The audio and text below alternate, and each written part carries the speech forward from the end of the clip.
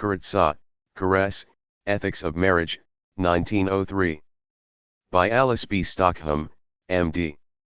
Reuniting.info. Karezza Table of Contents. Greeting. Chapter I Creative Energy. Chapter 2 Karezza. Chapter 3 Attainment Possible. Chapter 4 Health. Chapter V Parenthood. Chapter 6 Control of Procreative Powers. Chapter 7 Free Motherhood. Chapter 8 Married and Mated. Chapter 9 Procreation of Thought. Chapter X Spiritual Growth. Greeting. The author's work, Tokologi, was written from years of professional experience to meet a demand among inquiring women on subjects that deeply concern the physical life of the wife and mother. In these later years the world of thought has grown and new discoveries have been made in spiritual as well as material science. In answer to hundreds of letters of inquiry, I send out this message, elucidating a theory of conjugal life, in which there is a love communion between husband and wife from which results a mastery of the physical and complete control of the fecundating power.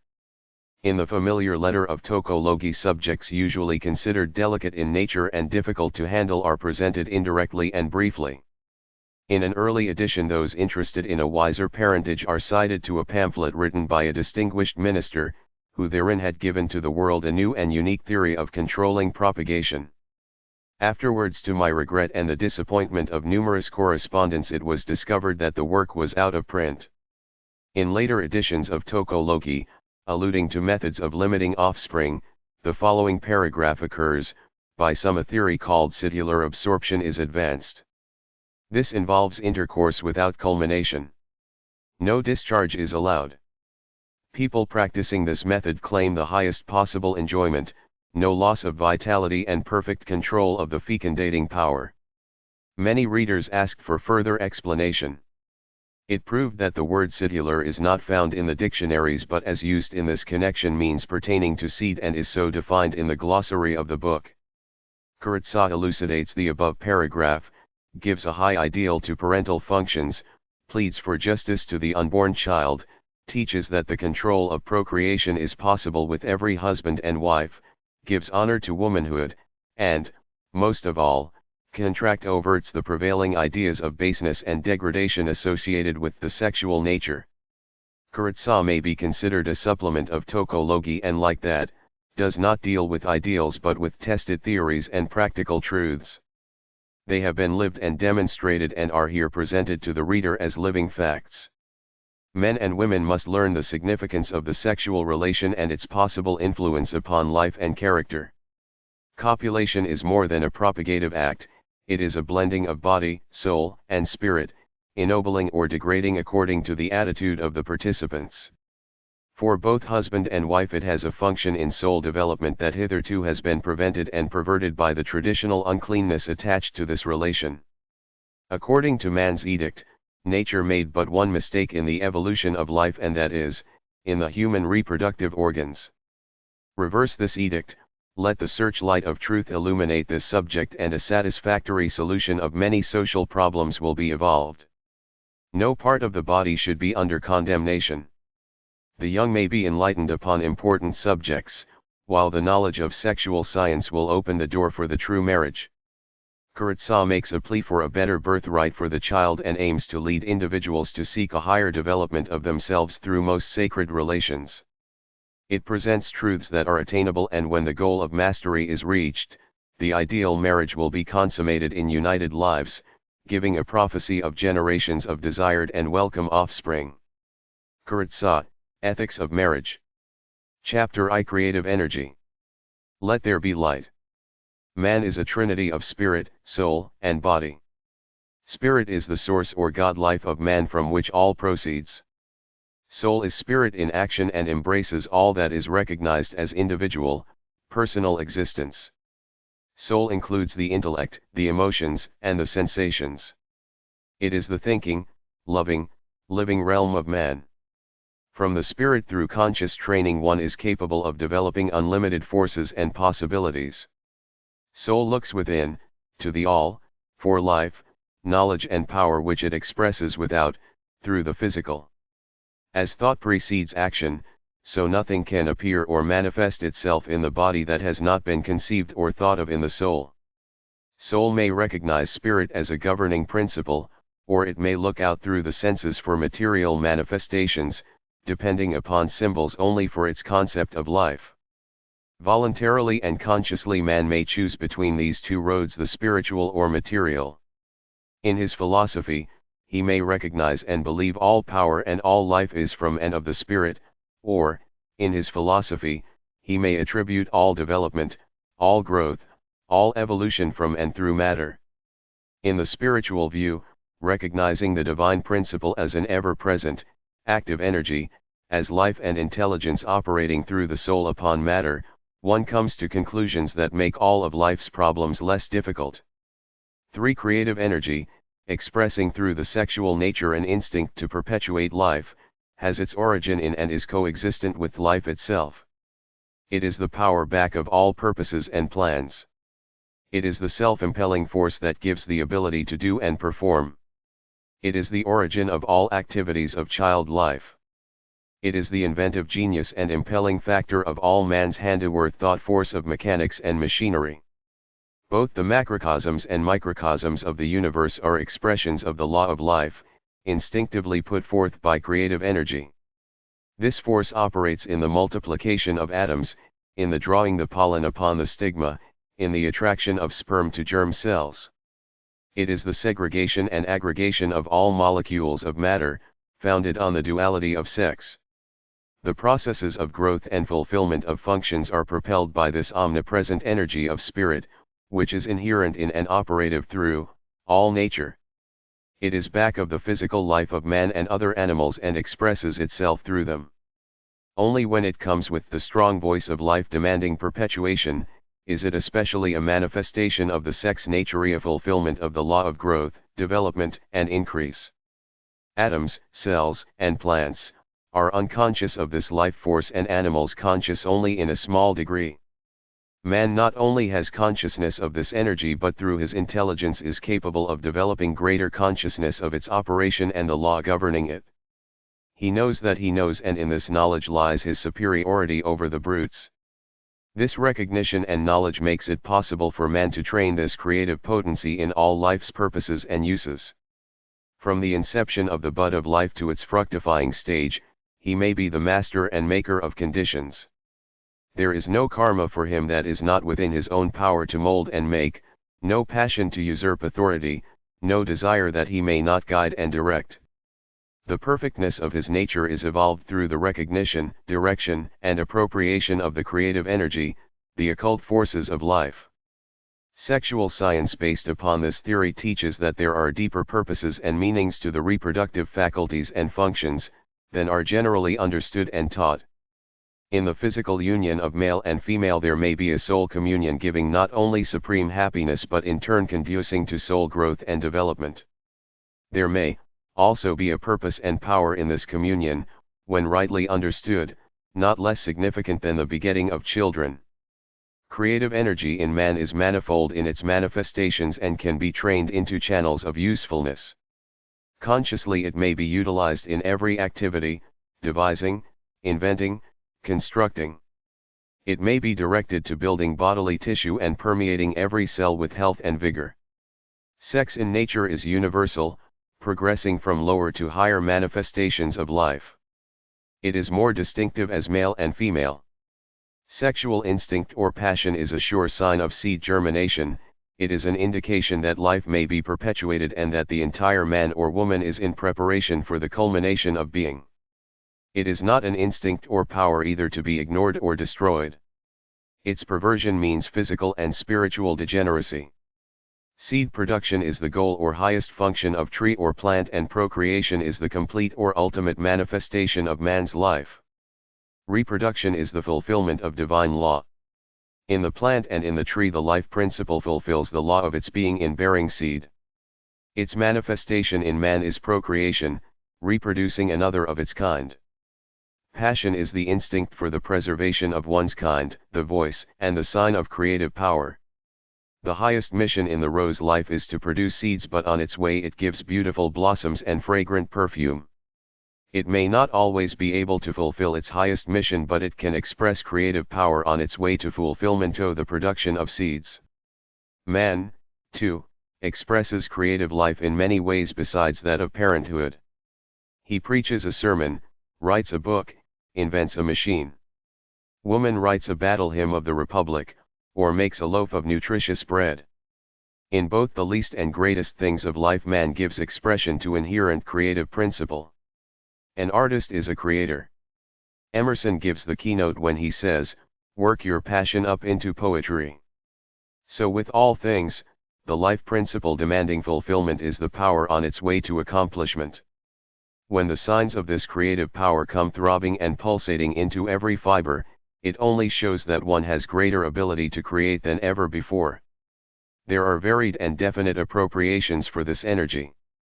Knowledge of the law of the Spirit gives the ability to control this power and all its signs. One becomes its master as truly as is the engineer of his engine, or the electrician who has controlled the most potent force or power known to man. The physical sign appearing as passion is of the spirit and not of the flesh. Treat it as the voice of power impelling one to do, to work. Say quickly, "What new work is before me? I am a creator. What shall I create?" The sign is a proof of strength and ability to do greater things than yet accomplished. Demand of the spiritual self to know what that work may be. Listen to the voice, the intuition or higher self in the silence of the soul will give answer. Then think, plan and work for fulfillment. Religion and philosophy are required in consecrating passion. One inspires a faith in the foresource of all power, the other defines man's relation to that power. Already, perhaps, the heart life is devoted to some great work, some mission to humanity, but now include directly and specifically in this consecration creative energy, the inherent impelling, burgeoning force of life. This inherent force is so prominent in its demands, so ever present in action and intrinsically so allied to cosmic force, that it deserves and requires a special consecration. It must be known as good and not evil, as a friend and not an enemy, as a quickening, generating power. Consciously, thoughtfully, and specifically command its service. In no way does man's dominion yield him a richer return than in control, mastery, and consecration of sex energy. It is a means to achievement in any definite direction. The marvel is that as consciousness of internal strength and power develops, the physical sign disappears. The peace that follows is the peace of power.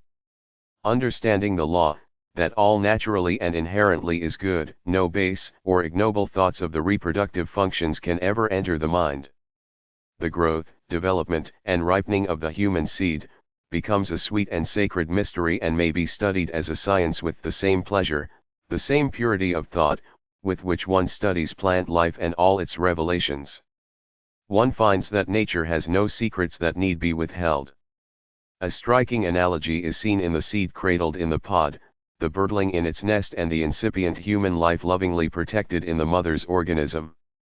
By this pure ideal a profound reverence for all of nature's mysteries and unfathomable secrets is developed, a conservation of energies is accomplished, while through the baptizing consecration of thought, the generative organs are redeemed from the desecration of the past and their powers and functions justly and wisely appropriated. This conservation of power is both possible and effective for the unmarried.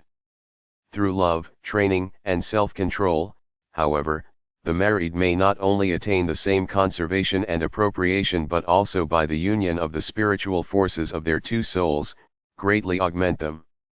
Love is the fulfillment of the law. Sexual love is its highest expression on the earth plane, and sexual union is symbolical of this love. It stands as evidence of creative energy in action. Love is the impelling power, and as through affinity and attraction, a chemical union takes place between two substances producing other substances, so in a union of the sexes on the spiritual plane, accomplishes results greater than could be accomplished separately. The artist has visions of new creations, the author has inspirations for new works, the inventor has new plans and models for machinery and devices. There is no limit to the power of a true soul union. It specifically increases the gift of healing and may be purposely directed to free a friend from pain and suffering. The sexual union, which is planned and controlled, becomes glorified through conscious appropriation, while new meanings and new powers are given to conjugal love. This conservation, furthermore, is a precursor and preparation for parenthood, for the conception of welcome and desired offspring that shall in turn have the inheritance of loving intention and premeditated wisdom. As the creative potency of man becomes understood and as this knowledge is applied, men and women will grow in virtue, in love, in power, and will gladly and naturally devote this power to the world's interests and development. Chapter 2 Karezza. Whatsoever things are true, whatsoever things are honest, whatsoever things are just, whatsoever things are pure, whatsoever things are lovely, whatsoever things are of good report, if there be any virtue and if there be any praise, think on these things.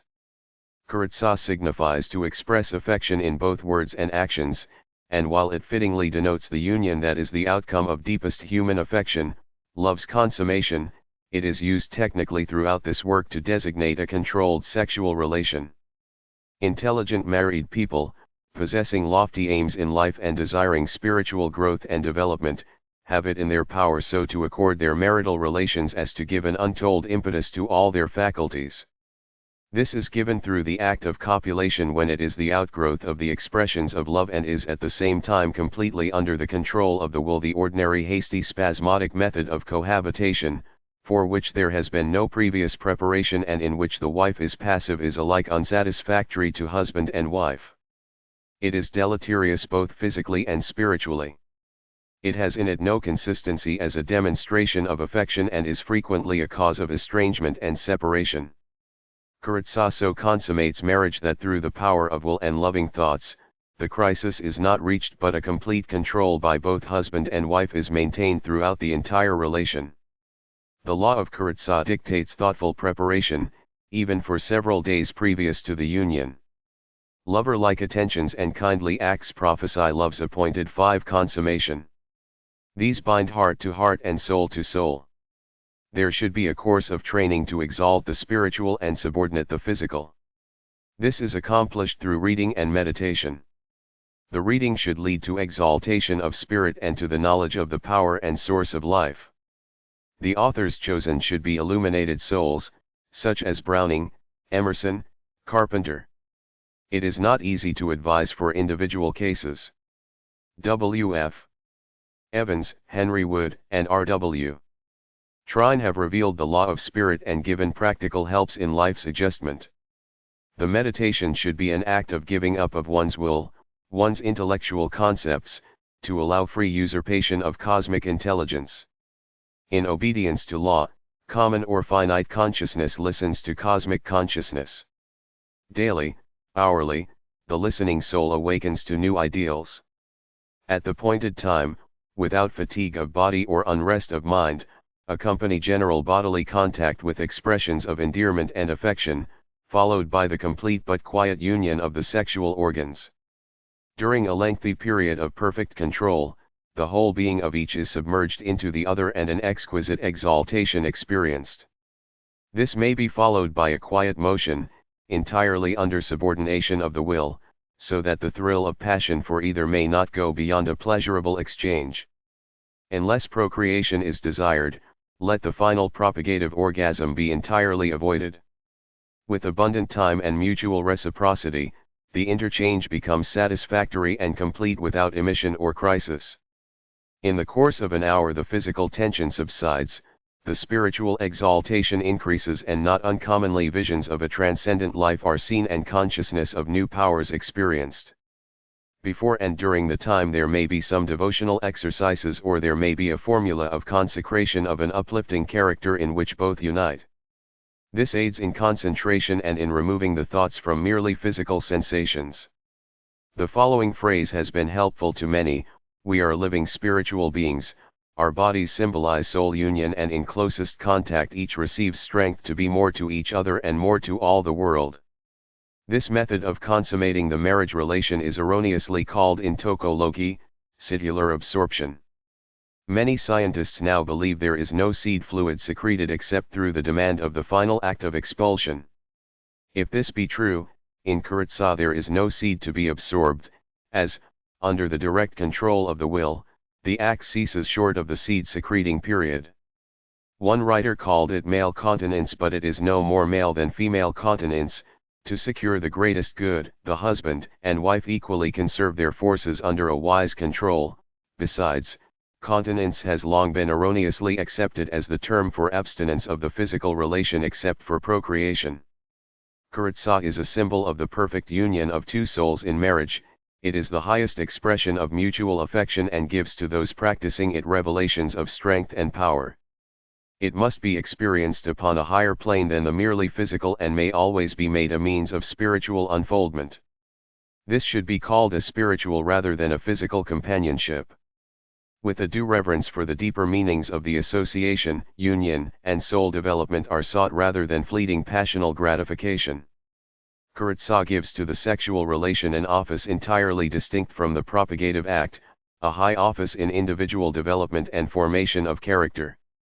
It is both a union on the affectional plane and a preparation for best possible conditions for procreation. Karezza should always be the outcome, the emblem of the deeper emotions. Both husband and wife should hope and expect that the union will contribute to their spiritual growth and development. The marriage bond has given the sex functions a special consecration. In each union under spiritual law this consecration is renewed. There is no defilement or debasement in the natural and controlled expression of sexual love.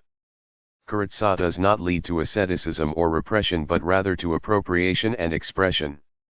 In acknowledging the life source and conscientiously devoting the creative principle to achievement, to the activities and purposes of life, one is put in possession of new powers and possibilities. The time and frequency Karezza can be governed by no certain law. Experience, however, has proven that it is far more satisfactory to have at least an interval of 2 to 4 weeks, and many find that even 3 or 4 months afford greater impetus to power and growth as well as more personal satisfaction. During the interval the 1001 lover-like attentions give reciprocal delight and are an anticipating prophecy of the ultimate union. According to the law of Karezza, the demand for physical expression is less frequent, for there is a deep soul union that is replete with satisfaction and is lasting. As a symbol it embodies all the manifestations of conjugal love. In all departments of life symbols become less necessary as one develops spiritually. So in this relation one may possibly outgrow the symbol.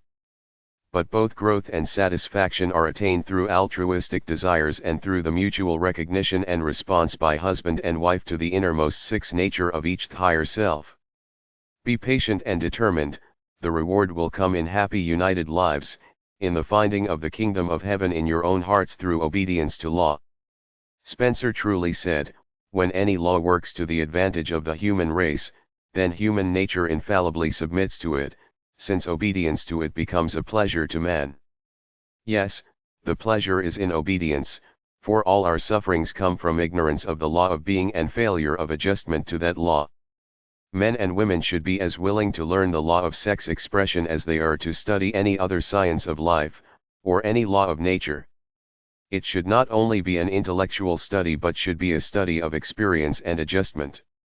In Karezza this expression and adjustment are so largely personal that special rules cannot be given, but those seeking the highest development will soon establish conditions. Chapter 3 Attainment Possible. It is the spirit that quickeneth, the flesh profiteth nothing.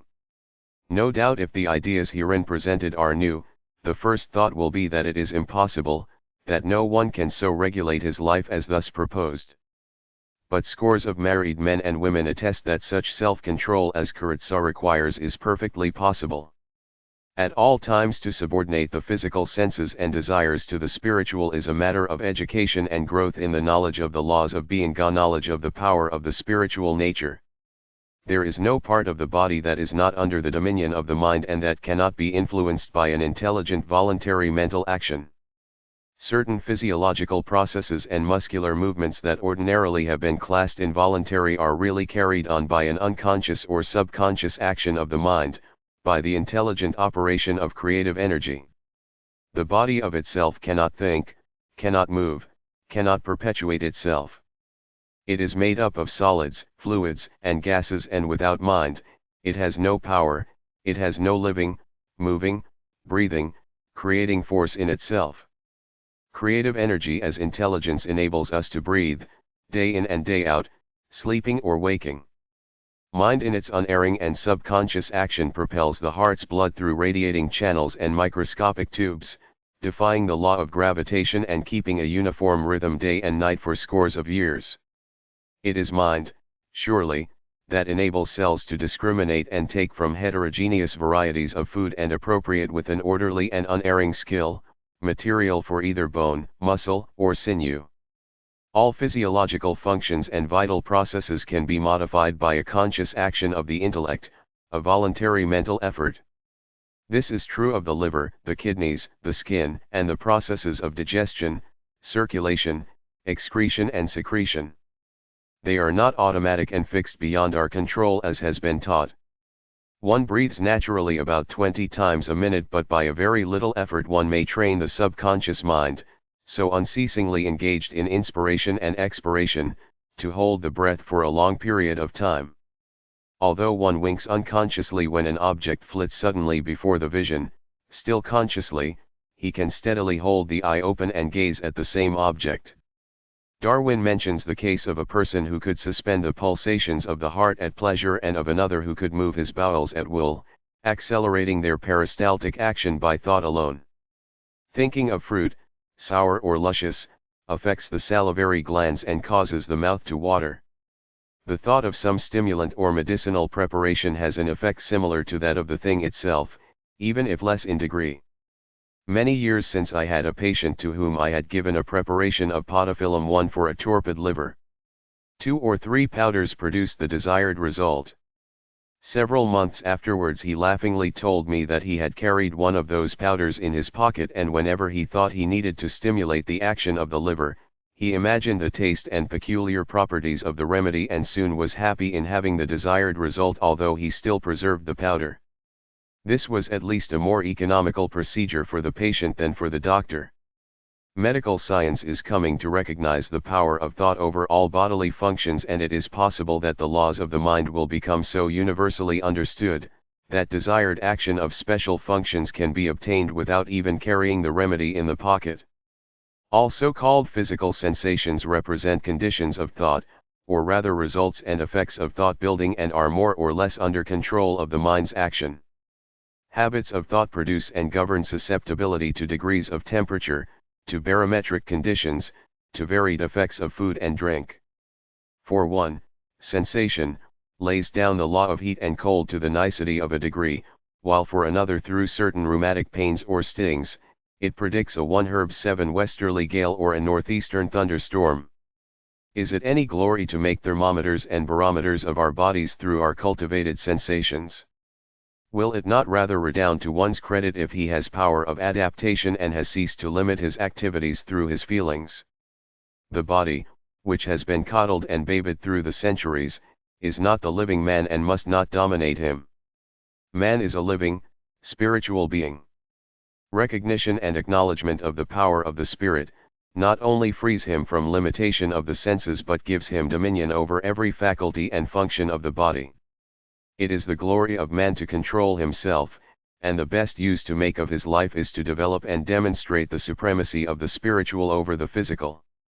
Only within a few years have Western people learned that they can consciously and systematically train all their powers.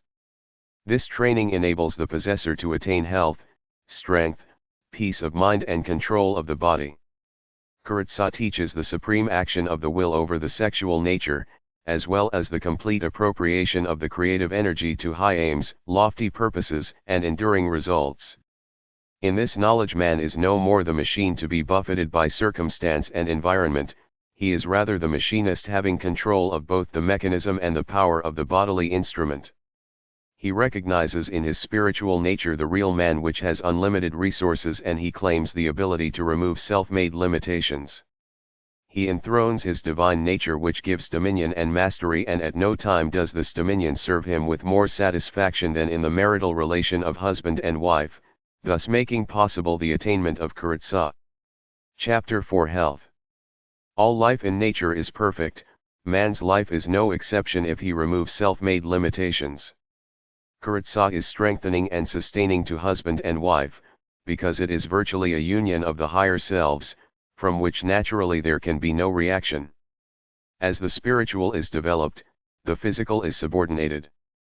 Whatever contributes to soul growth enhances the power to live free from the domination of the body and bodily sensations. Thus it secures harmonious physical conditions and the spirit manifests or pictures itself through the flesh as a harmonious whole. Especially is it necessary for the wife to be freed from the usual dread of excessive and undesired childbearing. Fear and anxious thought, far more than bacilli or bacteria, are productive of pain, disease, and suffering.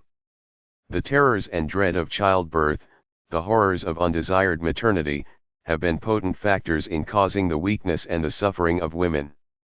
To know that childbirth is natural and that under harmonious conditions it is not attended by suffering, removes a great curse from the lives of women.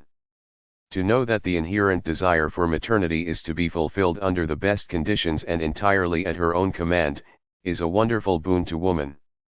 If, on the other hand, women are resigned to conditions that they deem unavoidable and patiently pay in frequent childbirths what they consider the penalty of their sex, they become little more than breeding animals. They are given no time for self-development and preparation for their obligations to the fast increasing family. Instances are rare when women can maintain a high standard of health and strength and bear 6 or 8 children in 10 or 12 years and at the same time perform the combined offices of nurse, cook, laundress, seamstress, and governess. In drudgery they drag along through days and nights, with no outlook for the future save a recurrence of similar conditions. Every woman owes it to herself to preserve the normal elasticity of health and strength, to become enduring for all the many obligations and activities of life, so to accord all her thinking and living that increase of years will not be attended by weakness and debility. Her maturer years, on the contrary, should be filled with increasing strength and power, veritably with the health and buoyancy of youth. The young old lady should become the regenerated new woman, the glory and inspiration of the coming time. This may be consummated through the aid of Karezza. In Karezza the husband also experiences conditions which preserve his health and natural, vital powers. Physicists have demonstrated with incontrovertible facts that it is eminently healthy to conserve the virile principle. The seminal secretion has a wonderful immanent value and if retained is absorbed into the system and adds enormously to a man's magnetic, mental, and spiritual force. In ordinary married life this force is constantly being wasted. Other things being equal, the man who wisely conserves is in concentrated mental and physical power and effectiveness, like a Daniel and his companions. He builds and constructs, he is the orator and the inventor. He is the leader of great movements, because his power is drawn from an inexhaustible storage battery. The testes may be considered analogous to the salivary and lacrimal glands, in which there is no fluid secreted except at the demand of their respective 8 functions. The thought of food makes the mouth water for a short time only, while the presence of the food causes an abundant yield of saliva. It is customary for physiologists to assume that the spermatic secretion is analogous to bile, which when once formed, must be expelled. But substitute the word tears for bile and you put before the mind an idea altogether different. Tears, as falling drops, are not essential to life and health. A man may be in perfect health and not cry once in 5 or even 50 years. The lacrimal fluid is ever present but in such small quantities that it is unnoticed. Where are tears while they remain unshed? They are ever ready, waiting to spring forth when there is an adequate cause, but they do not accumulate and distress the man because they are not shed daily, weekly or monthly. The component elements of the tears are prepared in the system, they are on hand, passing through the circulation, ready to mix and flow whenever they are needed, but if they mix, accumulate, and flow without adequate cause, there is a disease of the lacrimal glands. While there are no exact analogues in the body, yet the tears and the spermatic fluids are much more analogous in their normal manner of secretion and use than are the bile and the semen. Neither flow of tears nor of semen is essential to life or health. Both are largely under the control of the imagination, the emotions, and the will, and the flow of either is liable to be arrested in a moment by sudden mental action. It is as degrading for them to allow a seminal emission without rational and proper cause, as it is unmanly for them to shed tears frequently or on trivial occasions. If they could know, moreover, that an uncalled for emission is a destructive waste of life material, perhaps the formation of habits of masturbation, promiscuous intercourse, and marital profligacy, with all their disastrous consequences, might be largely prevented. The mammary gland is an apt illustration of the law of demand and supply. In its anatomical construction and physiological function, is it not analogous to the producing gland of the male? No one has ever hinted that it is essential for health that the natural lacteal fluid of the mammary gland must be continually or frequently secreted and expelled. It is not considered a physical necessity or a demand of nature. Indeed, the contrary opinion prevails, that an abundant flow of milk may be derogative to healthful conditions.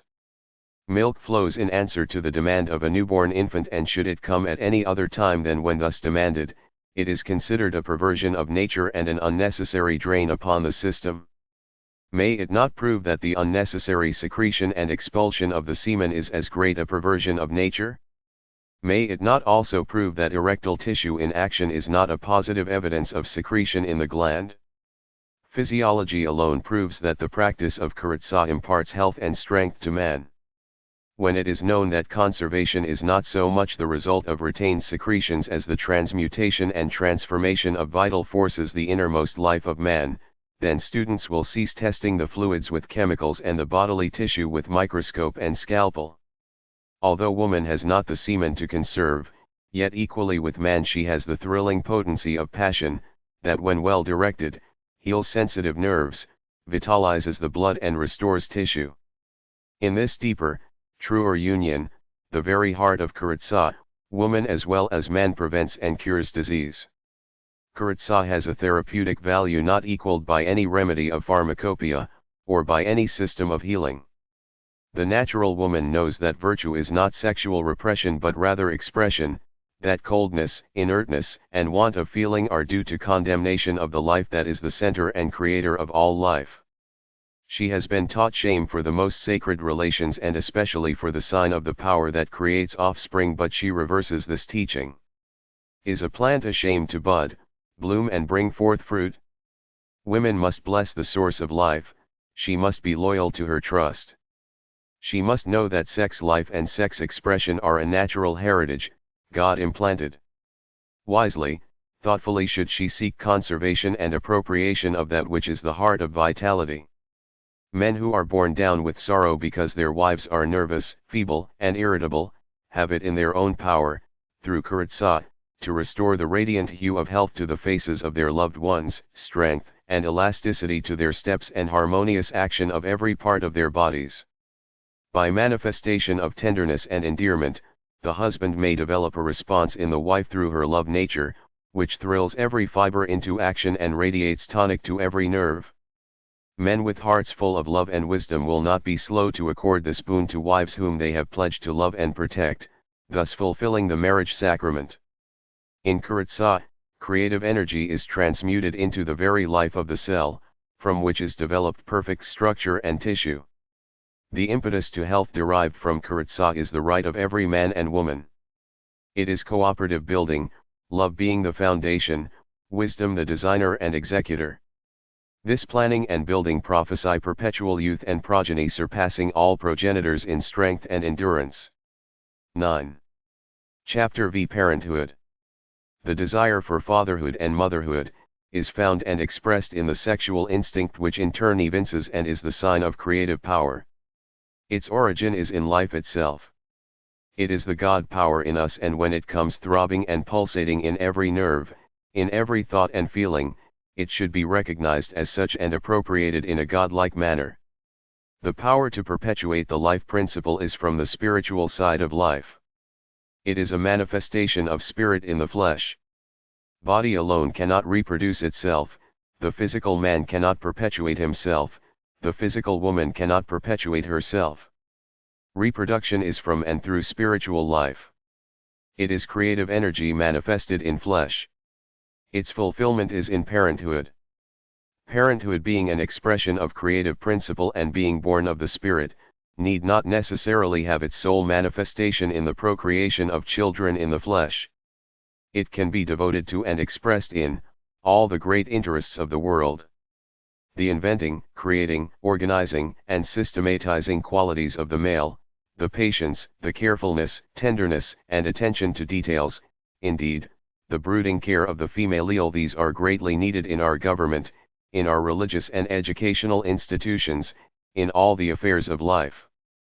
The human craving of either father or mother may find expression in the larger, greater, and all-inclusive power of divine love, in its devotion to some great philanthropy, or in its concentration upon some altruistic work.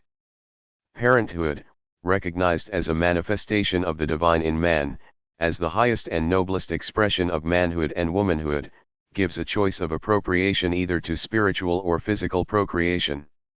In Karezza, this choice is under certain and wise control. The desire for offspring is innate in the human heart, it is the natural expression of the creative principle, it is seed-bearing on the physical plane. In my professional experience, more women have consulted me to ascertain and overcome causes of barrenness, than have sought to prevent motherhood. Those denied the privileges and blessings of maternity usually have been borne down with a great sorrow. Very few have yet learned that this maternal desire may be gratified on a higher plane through the procreation of thought and ideas, and thus give satisfaction to a natural instinct. Physiology and pathology alike often fail to reveal the causes of barrenness, while the physician's resources and the surgeon's knife alike afford no relief. Very frequently the cause lies deeper than can be discovered by chemistry and the microscope, or remedied by probe and scalpel.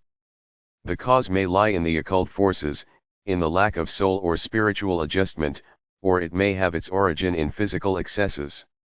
Conservation is the great secret of power. It is possible that the heart's desire for offspring may be gratified through Karezza, through wise and temperate control of the sexual impulses, a storage of life that begets life.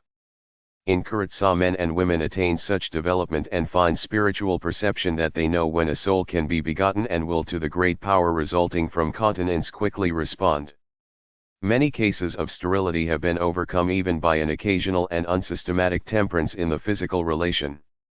A fruitful union frequently follows long separation of husband and wife, even though they have never had children.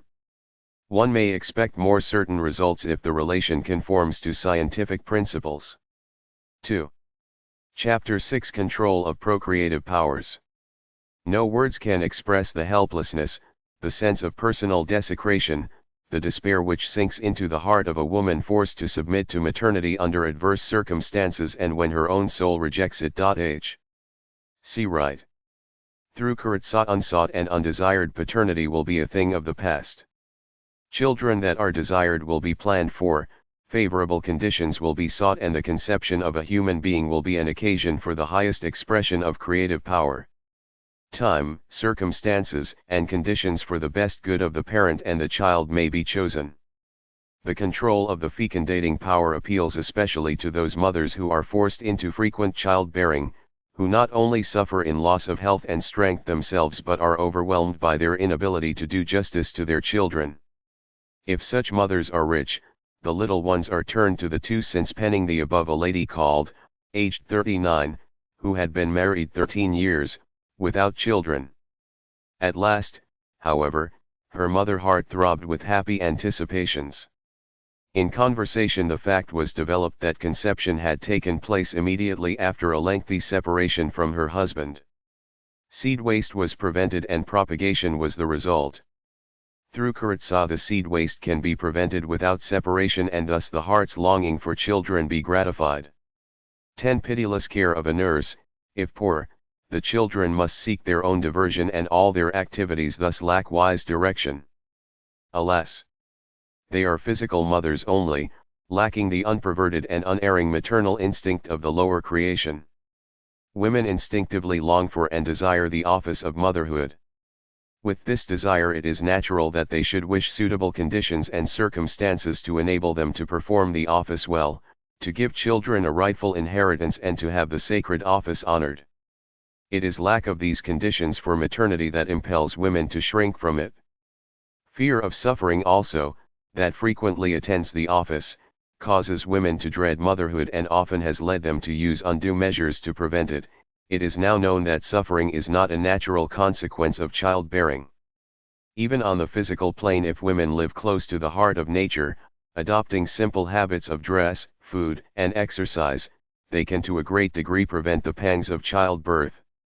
It has been proven over and over again that painless parturition is possible. A great truth, however, has been discovered.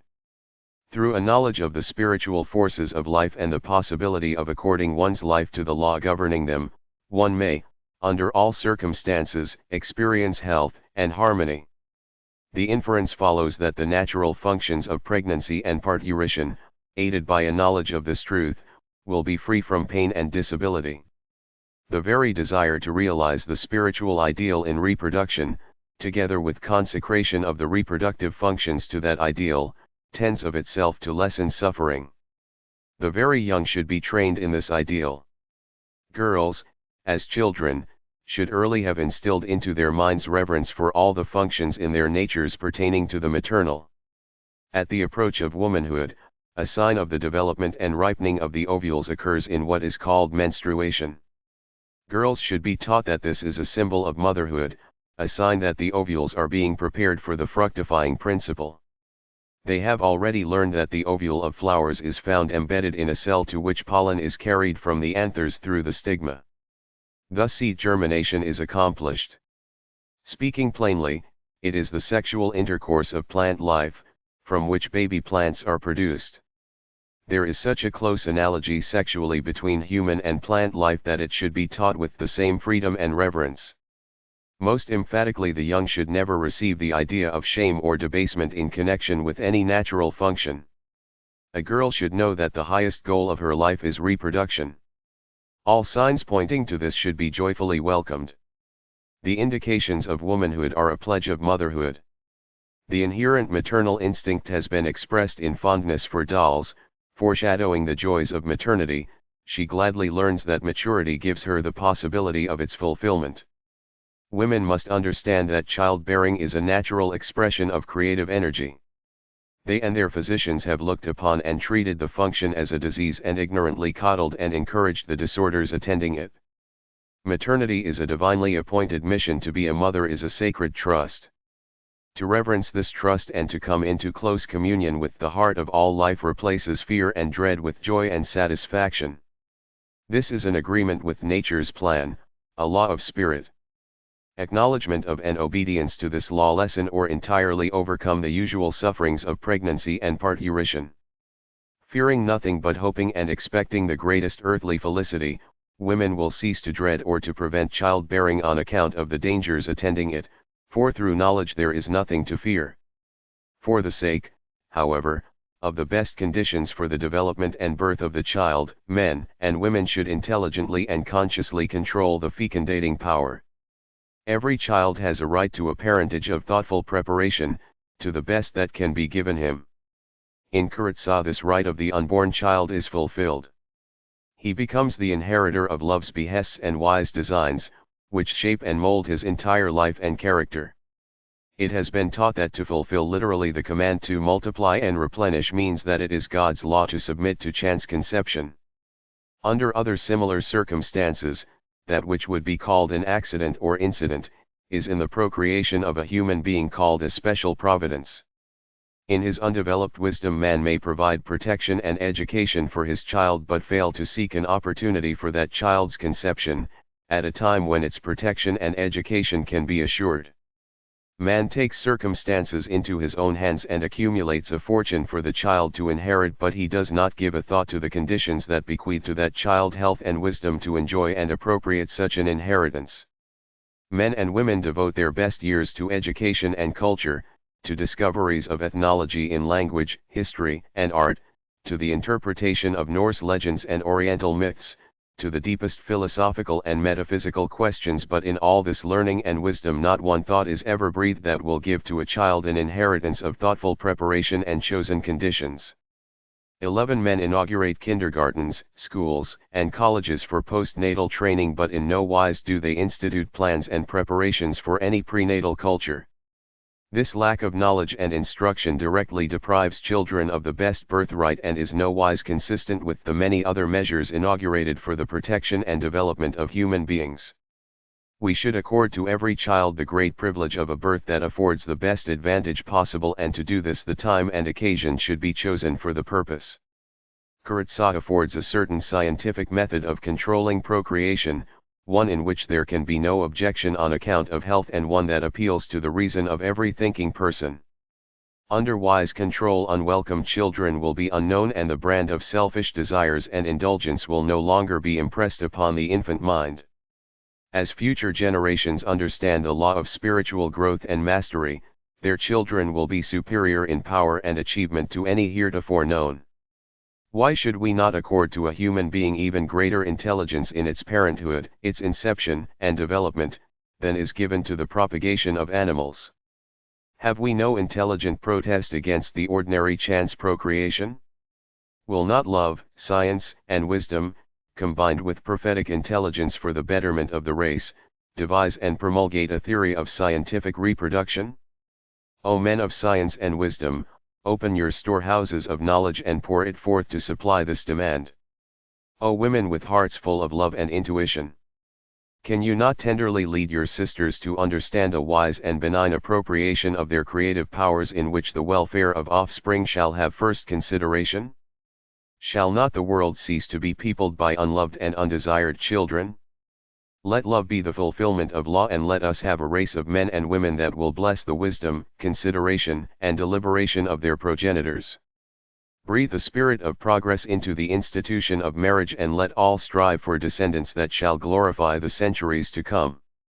Through thought force, creative energy should project itself forward in time and give our children's children a birthright of love and an inheritance more priceless than precious stones.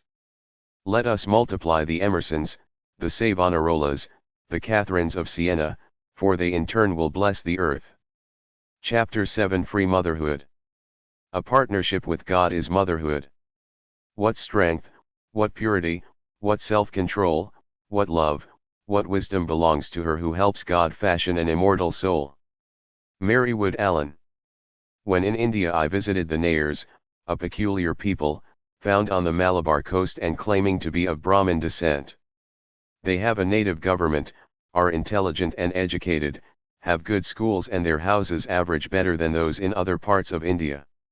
Except 2 sisters who conducted a mission industrial school for girls, there were no English in this province.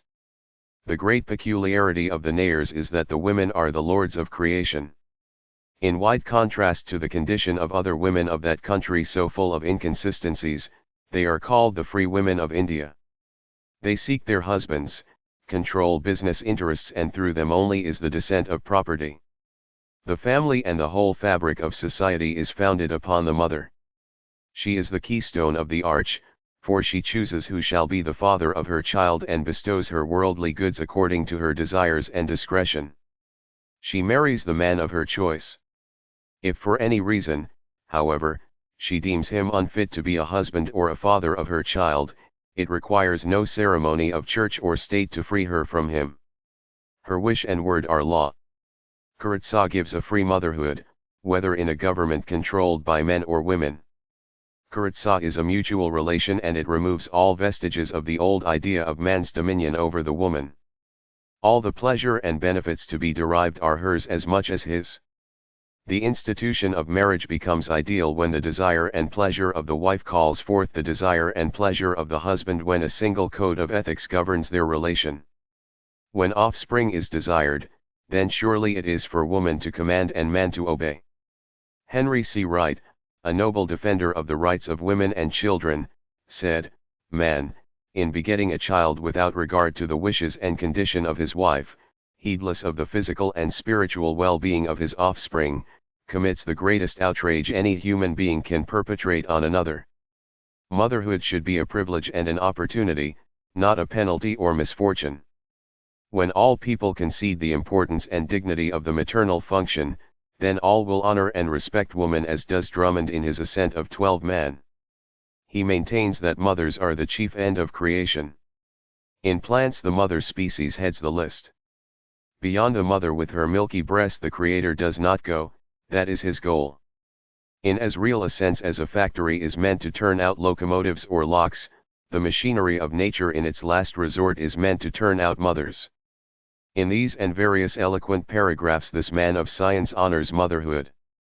He exclaims that love is the supreme factor in the evolution of the world and teaches that the mother in giving birth to children, in caring for them and educating them, gives us the highest manifestation of divine love. We reverence the high ideals of this philosopher and esteem him for his fearlessness.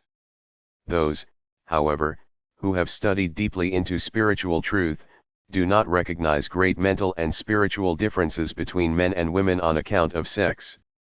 Circumstances and environments have made seeming differences. The best development and the purest lives come from a full understanding and recognition of the purely spiritual or divine in man. The knowledge of the living, spiritual truth that man has no separate existence from God, is the most potent factor in breaking down all supposed inequalities between the sexes. This gives us a new language. There is no more talk of male or female minds, male or female qualities, for all minds are from one source. Each individual includes in his characteristics both male and female principles, both the fatherhood and motherhood of God. When we come to know that the larger experience is in the spiritual life, neither man nor woman will patter around in Chinese shoes of conventionalism, or have their conduct governed by conditions as binding as Hindu caste. This gives to woman freedom with its basic principles in spiritual law. She realizes that the source of love, wisdom, and knowledge is infinite, that life in its fullness is hers, that the possibilities of conquest are as great as the world and the path is as free and wide as the universe. She finds her true self in every situation. She loses even a suspicion that anyone wishes or has the power to curtail her privileges, while her daily external life becomes a manifestation of her internal growth and exaltation. The Mother Nature demanding the divinest helps, in the existence of the demand feels the assurance of the supply. In the desire and fulfillment of the office of maternity, her choice as to time and circumstances becomes law. Women have demanded and received recognition in every profession and vocation, they have eloquently appealed for the duties and privileges of citizenship. In many states they have been allowed through the ballot, a voice in adjusting disputed policies of city and country, they have been given positions of responsibility and emolument, but alas, how seldom are they accorded the freedom of choice for the fulfillment of the inherent and natural function of childbearing. Elizabeth Cady Stanton, after 30 years' devotion to the enfranchisement of woman, said that if the ballot were granted fully and freely to women, she would have entered only the vestibule to her emancipation, and that with the conditions that love and freedom would give to her sexual life she could raise a race of gods. Women in every station of life, from the reigning queen of the greatest nation of the earth to the humblest toiler in the hamlet, wives of men expounding the higher law from the pulpit and wives of men in slums, ignorant of all law and justice, have all alike been subjected to all the inconvenience, suffering and debasement of chance maternity. Thus the hearts of intelligent and pure-minded people have been dulled by tradition to the injustice and wrong thus perpetrated upon both mother and child. Women whose intuitions have been trained to lofty purposes and aims will seek and expect best conditions for procreation. The child in its glorified life will bless her thoughtfulness and fidelity. In freedom the behests of love are fulfilled. Ideal parentage gives ideal children.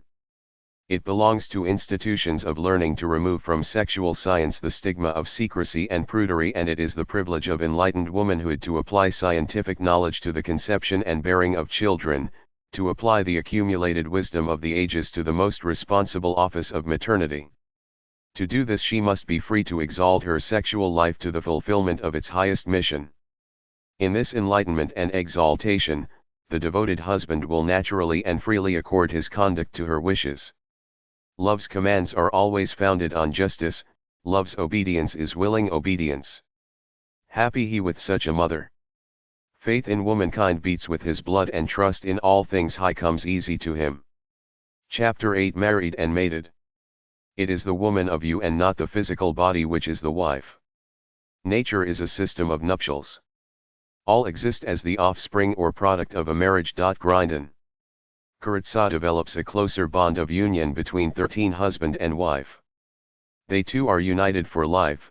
They enter the marriage relation thoughtfully with the hope of happiness and mutual helpfulness.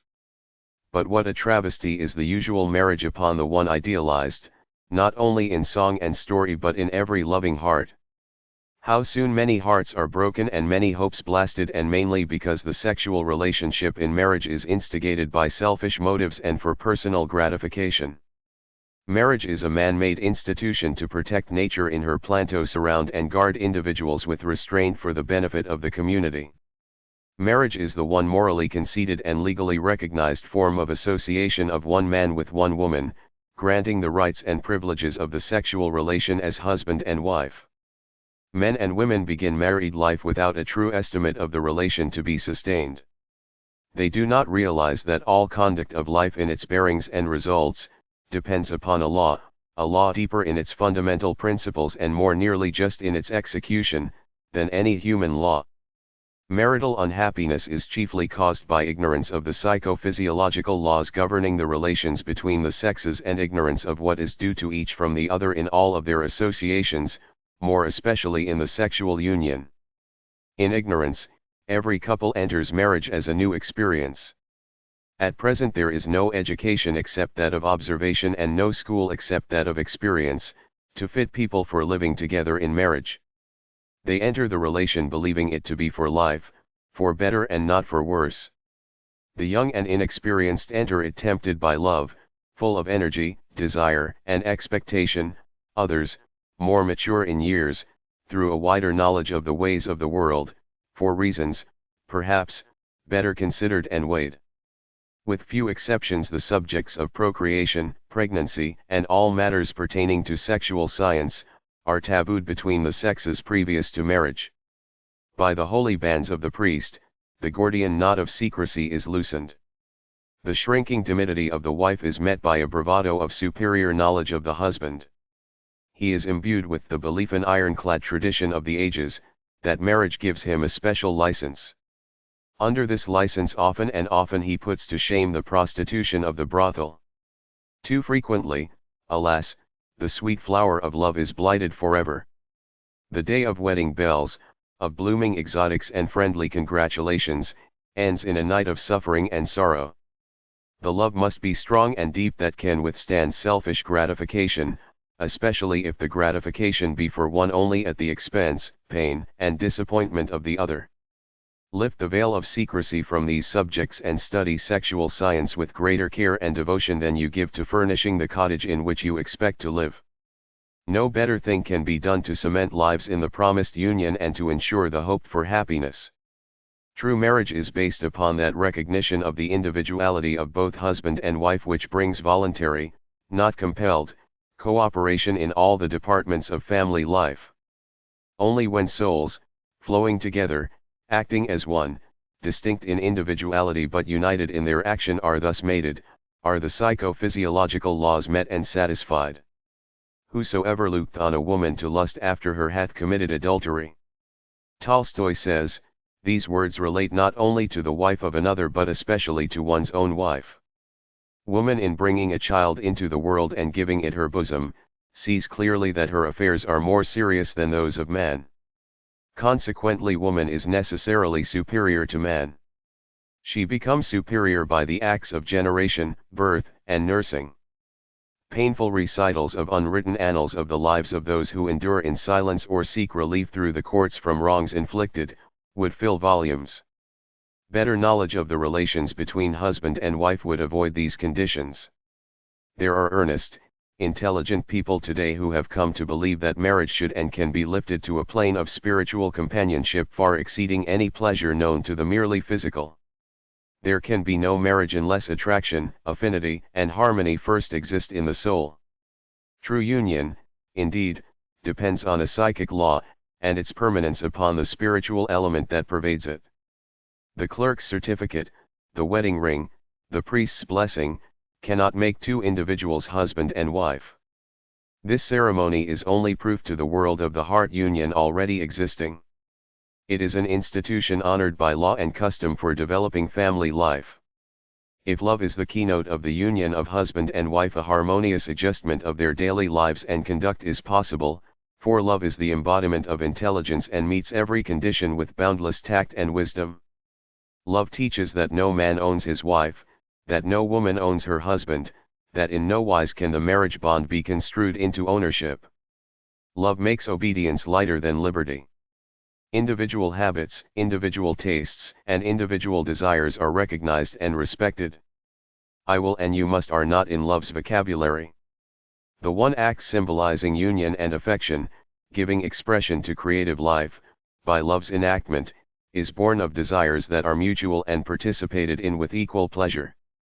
The truly married consummate this union with 14 perfect freedom and naturalness, and at the same time their hearts leap with joy as they awake to the deeper meanings of life. The blending of the two in sexual consummation is fulfillment of law, as much as is the union of the fructifying principle in plants. Sexual instinct is not something to be killed, to be ignored, to be stamped out of existence.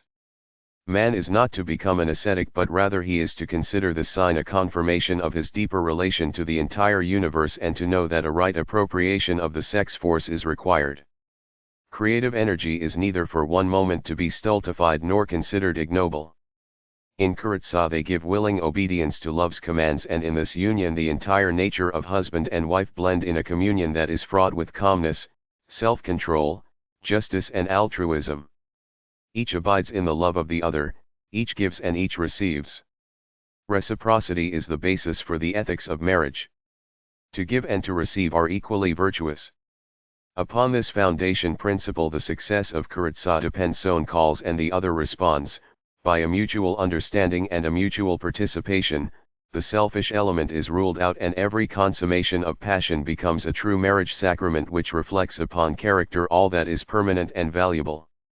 It gives to marriage a significance that is exalted as much above the ordinary union as human life is higher than animal life.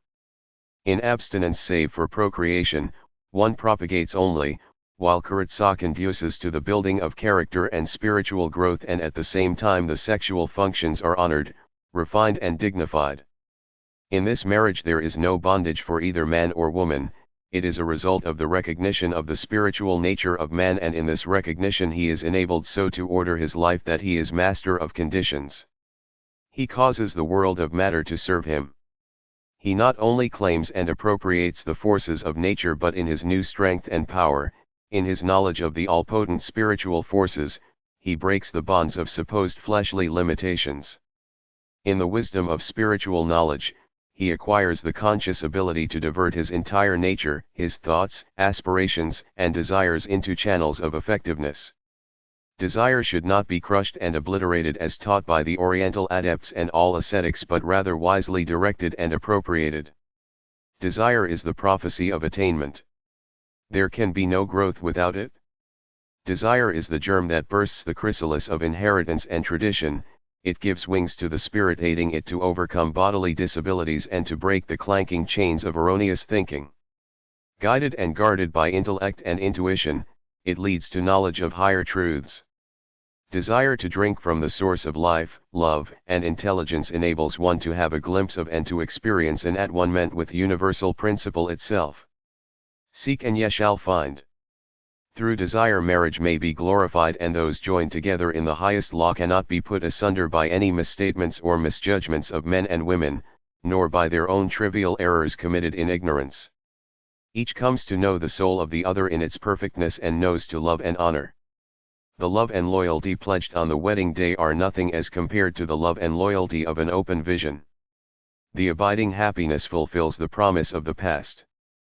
In peace and reverence marriage becomes a holy bond of matrimony, a more enduring bond than can be conferred by prince, potentate, or state can make or sanction. Each bears to the other a noble allegiance, not as a fetter but as a garland. If I could present a composite photograph of the correspondence from my files, the burden of which is the secret tyranny of unrestrained passion over the lives of men and women, it would be a marvelously strong appeal to science to come to the relief of the ignorant.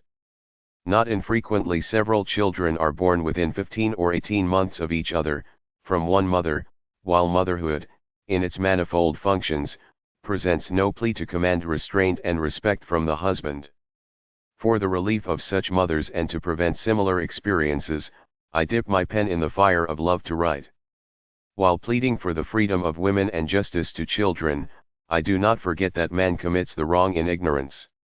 Although his heart is full of love and a desire to bless the woman of his choice, he has never been instructed in the way. Simply and blindly has he followed the example and guidance of men equally ignorant and accepted the traditions of man's necessities and woman's compulsory obedience. Most men are true to their social, religious, and political opinions, and once seeing and understanding a better way of life, they will give loyal allegiance to nobler ethics of marriage. A mother in the far west writes, "I was a school teacher in Illinois and was married at 22, 10 years ago. I came with my husband to make a home in a new country. We endured many privations, but none so great as the separation from friends and congenial society. The burden of childbearing, so far from dear mother and relatives, the days and nights of agonizing fear, of anxious watching over little ones, of physical suffering, and, most of all, heart anguish, cannot be told. 15 Can I write of my husband, he whom I adored, he who has shared his all with me? Does a man love a woman when he is not just to her? Must I stifle the cry in my heart for some response to my deeper nature? Would death be any relief? But I put back all thoughts of death when I feel the searching trust of 6 pairs of eyes and Harry. One thing, dear friend, I have never contemplated leaving him, but, alas, my own bitter experience shows me what is revealed in the divorce courts, and tell me truly, is this wrong and injustice sanctioned by God and nature? Can a man be virtuous who makes nightly demands on a woman that loathes and repulses his embrace, when either sickness or pregnancy is scarcely considered a barrier? Must I continue bearing children that we cannot clothe and educate properly, and most of all that are not born of love and desire, whose first cry seems like a wail of protest against a chance existence? Do I weary you? I beg and plead that you may not spurn my letter unless you can give no hope, for in all the wide world there is no other to whom I dare go. Hopefully and sincerely, Dora S. Dear Dora S., every graveyard is filled with monuments of experiences like yours. Dear heart, I believe there is help and salvation for you. You have given me a glimpse of your deep, abiding love for your husband, and it is through this and your ability to give him your confidence that you will find help. If he will listen to you at all, you may yet enjoy a true marriage on earth. I send you The Better Way, by Newton. I also wish to know if you have ever heard that intercourse may be had without culmination, no emission being allowed. This naturally gives perfect control of the fecundating power. Many people practice this method and claim the highest possible enjoyment and no loss of vitality. Your intelligence and desire will lead you to accord your lives to this latter method that has been both light and help to many others. You will, I am sure, be freed from this bondage to passion. It is a matter of control to which every person can train himself, and a road in which the intelligent are easily led. If I can serve you further, please command me. Sincerely, ABS. Nearly a year afterwards I received the following letter: Dear Dr. S., I did not intend so long a time to elapse before letting you know of my deep heartfelt gratitude for your timely advice. I could repay you in no better way than to cite my experience for the benefit of others who suffer as I did, and who from unselfish motives desire and seek relief. When I received your letter I read it at once to Harry. With a tone of impatience he said, "That is a woman's idea." That night and days following we were both thoughtfully silent. When I had read The Better Way, I asked him to peruse it, saying to him, "Here is a man's idea of marriage. He seems to be a man of intelligence, and one whose opinion should command respect from those desiring to live aright. He, though a man, puts greater restrictions on conduct than the woman idea does. For you, Dora, I will read it, but you must not be too sure that I will accept any newfangled notions," he replied. The book certainly interested him, for he did not retire until it was finished. The babe had been restless, and though he knew I had not slept, he never spoke a word. Days and nights passed and the subject was not broached. I felt that I had done my part and it was for him to speak. It came over me with an inexpressible horror that, in according our lives to Newton's theory, he felt, I was exercising a tyranny and coercion even greater than I had suffered. It had never occurred to me that Harry might think I was assuming a dictatorial attitude in the matter, for I preferred his fullest and most cordial cooperation in that relation from which he would gain equally with me. Still, I could not tell. He was attentive, often planning surprises for my comfort and happiness, unusually patient and kind with the children, but in the long days and nights never a word of love and trust. I recalled having once heard that absence is the best test of affection. So I planned an inexpensive trip and with my 2 youngest children visited a cousin 25 miles away. We, Harry and I, had never been separated for even one night in almost 11 years. We soon discovered that ours was a real soul union and that we had committed the greatest 16 desecration by sacrificing this union to such frequent physical embraces. Absence and the silent messenger of love, the written page, enabled us to open our hearts to each other. The long letters that followed were a renewal of courtship days, only our love seemed more sacred and hallowed by consecration to better purposes. I must not take your time to tell you all, but you will be glad to know that we have adopted the woman's idea and found it far from difficult. It seems almost strange to ourselves, but weeks often elapse without any sign of the physical demand, and we are far happier in this new life than in the old. Harry joins me in gratitude to you. Very sincerely, Dora. Thus many testify that the physical union under a wise, intellectual control leads to a true spiritual marriage, out of which develops the looked-for and expected happiness in this relation. In obedience to the law of Karezza, satiety is never known and the married are never less than lovers. Each day reveals new delights, each hour is an hour of growth, the entire life blossoms in joy and revels in golden fruitage. The common daily sarcasms of married people are at an end, the unseemly quarrels have no beginnings, and the divorce courts are cheated of their records. Welcome children are born of the Spirit and develop in a beneficent atmosphere of trust and harmony. The ideal family living in mutual love and helpfulness magnify the law and stand as an emblem of purity and truth. Chapter 9 Procreation of Thought. As far as we yet know, spirit or mind is the substance, it shows through the body is served by the body. Coridine. In Karezza the procreation of thought is possible. Spirit is the ego, the higher self, the divine principle in man that expresses his unity with all nature. The reader will remember that we said that soul is spirit in action. Soul is the spiritual body mentioned by St. Paul. It bears a more intimate relation to the physical body than a hand does to a glove. It is in the soul that all the activities of our being are exerted, the movement of muscles, the processes of digestion and nutrition all occur as manifestations of the spiritual or soul nature. It is in the soul that we find the senses, here all feeling is experienced, all knowledge acquired, character is fashioned and power of choice occurs. In the soul all the activities of our being are impelled. The movement of muscles, the processes of digestion and nutrition all occur as manifestations of the spiritual or soul nature. It is in the soul that we find the senses and emotions. The soul also has the power of choice and the ability to fashion character. Every soul has a dual nature, the masculine and feminine, intellect and wisdom characterizing the male, intuition and affection the female. These are existent to some degree in every human being. Grindon says, all that belongs to thought, understanding or mind, is masculine, all that belongs to will, intuition, affection of heart, is feminine. When one acts immediately from the intellectual principle, manliness is foremost, when from the will principle, womanliness. The most consistent, perfect personality is one in which both the male and the female principles are harmoniously developed. Since sex is of the soul, is it not possible that as spiritual unity develops, thought may be procreated? That would mean a procreation on the spiritual plane of ideas and theories to be practically developed for the good of the world. The physical relation may or may not be of value for this higher procreation. It has been proven that in the Karezza relation the creative principle becomes active in both husband and wife.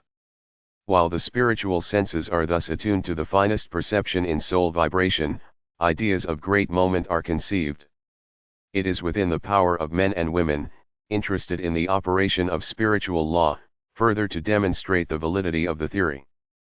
Newton says, "It is important to know that there are other uses for the procreative element than the generation of physical offspring, far better uses than its waste in momentary pleasure. It may, indeed, be better wasted than employed in imposing unwelcome burdens on toil-worn and outraged women. But there should be no waste. This element when retained in the system may be coined into new thoughts, perhaps new inventions, grand conceptions of the true, the beautiful, the useful, or into fresh emotions of joy and impulses of kindness and blessing to all around. This is, in fact, but another department of procreation. It is the procreation of thoughts, ideas, feelings of goodwill, intuitions of truth, that is, it is procreation on the mental and spiritual planes, instead of physical. It is just as really a part of the generative function as is the begetting of physical offspring. It is by far the greater part, for physical procreation can ordinarily be participated in but seldom, while mental and spiritual procreation may and should go on perpetually through all our earthly livesaya, through all our immortal 17 existence. To the mature man a consecration of virile powers is essential to the maintenance of a high tone of vitality and of manly vigor. On it depends the degree of positive or impregnative force which characterizes the individual in his mental activities. A speaker or writer who is addicted to waste in this department, though he may talk and write with great profuseness, may expect that his words will be comparatively powerless in their effect upon others. They will lack germinating power. But he who conserves this element, in a calm, deliberate union, charges not only his words but the very atmosphere, with a power which penetrates and begets new thoughts and new emotions in those whom he addresses. Every idea is an intellectual child, and if it be a pleasant thing to have physical sons and daughters, what are the power, the opulence, the enjoyments of him who abounds in ideas, the beautiful and immortal sons and daughters of the soul? Who, then, are the true old bachelors and old maids, and who the really childless? Not so much the unmarried by ring and book, as they who have not courted and wedded nature, receiving from her in reply a family of beautiful ideas. He is a spiritual parent who has learned to drink from the well of truth and from the deep resources of his being, has discovered the secret powers of life. In outward manifestation he may preach, teach, heal, and prophesy, but should he sit quietly in his own home, his life is a silent benediction to all, even to those who do not come into his presence. His creative energy brings forth according to the potent power of thinking. Through the contagion of thought his influence has infinite possibilities. Spiritual pleasures transcend those of a physical nature, and all practices that lead one to walk in the paths of light and truth conduce to peace and harmony. Not only this, but through the laws that govern the occult forces in the practice of Karezza, there are far more reaching results than accrue to the individual in the ordinary sexual relation. Long ago Labole asserted that the passions take the place in the soul which the will does not occupy, and there may yet be discovered a process by which passion may be transmuted into intellectual fiber. This is, indeed, the last and highest possibility of human culture. People will know this place, the functions of passion and their relations to the will, when they understand the germinating power of thought and have their sexual life under a wise control. Men and women practicing Karezza attest that their very souls in union take on a procreating power, and that it seems to have an impregnating force, far transcending in power and intelligence any ordinary thought force. These mighty soul conceptions demand generation and birth, for the world is in need of their regenerating power. Let all children of men listen for these messages. Let them go into the hush of the Spirit and wait in the night stillness for the revelation. It may come in the fire of a poet or the eloquence of an orator, but certainly if souls are attuned to life's harmonies, the law will be fulfilled in song and prophecy. This silence is not mere silence of sound, but even thought is hushed, the eyes forget to see and the ears forget to hear, only spirit listens to spirit. It is as Corradine describes when Tommy was healed, then came a deep, deep stillness that cleansed and hushed all thought, for there was no need of thought, no room for speech, just stillness, stillness. In this ecstatic stillness the problems of the philanthropist are solved, the sculptor's marble glows with life, the painter's canvas reflects love and intelligence, while the desires of each are lifted to the highest and truest expressions of the soul, expressions that shall hasten the universal brotherhood of man. Chapter X Spiritual Growth. I well perceive how in thine intellect already shines the eternal light, which once seen, always kindles love. Dante. Souls really united progress unitedly. This is the strongest and greatest argument of this altruistic union. The highest aim in life should be spiritual development and attainment of power and strength in this direction. Habits and conditions that contribute to this should be sought. Miller says, with the sense discovery, Karezza, comes also the one, supreme truth, that its greatest crown of honor consists in its conducing to the highest and noblest spiritual development. What is spiritual development? It is coming into recognition of the supremacy of the spiritual over the physical. It is conscious mastery in one sense, and in another it is a knowledge of the godlike in man that takes possession of him, leading and guiding him in all the walks of life. It is true that in Karezza one experiences growth in the spiritual nature. This is obtained through the habit of self-control and mastery, and through the desire of each for the best good of the other and to the high aspirations accompanying the relation. Once having experience in Karezza, one will never return to the ordinary habits in which sensuality and selfishness so often predominate. All spiritual experience is growth in the knowledge of man's divinity, of his inseparable union with the omnipresent principle of life. He may come to a sudden awakening of this great truth of his being, which results in an instantaneous conversion, like Saul of Tarsus, or it may more slowly dawn upon his perception, as in the case of Saul of old as he listened to the divine harmonies of David's harp. Whenever and however man perceives this truth, it is borne upon his inner consciousness that the real enduring things of life belong to the spirit, while the evanescent, fleeting, unstable things of life are of the material. He comes to rule his life according to this knowledge, and while he lives in the world, he is not of it, and all things present new meanings to him. In no part of life's domain are these new meanings more clearly perceived than in the reproductive powers. In the loving companionship of husband and wife, in the conception and birth of spiritual and physical offspring, in all their innermost relations, their lives are attuned to nature's harmonies, their very existence vibrates with the divine unity of the universe. Both men and women can train this creative energy into power. The word is the sword of the spirit. It is a well-proven law that the reiteration of a thought brings about a condition which makes manifest what the thought expresses.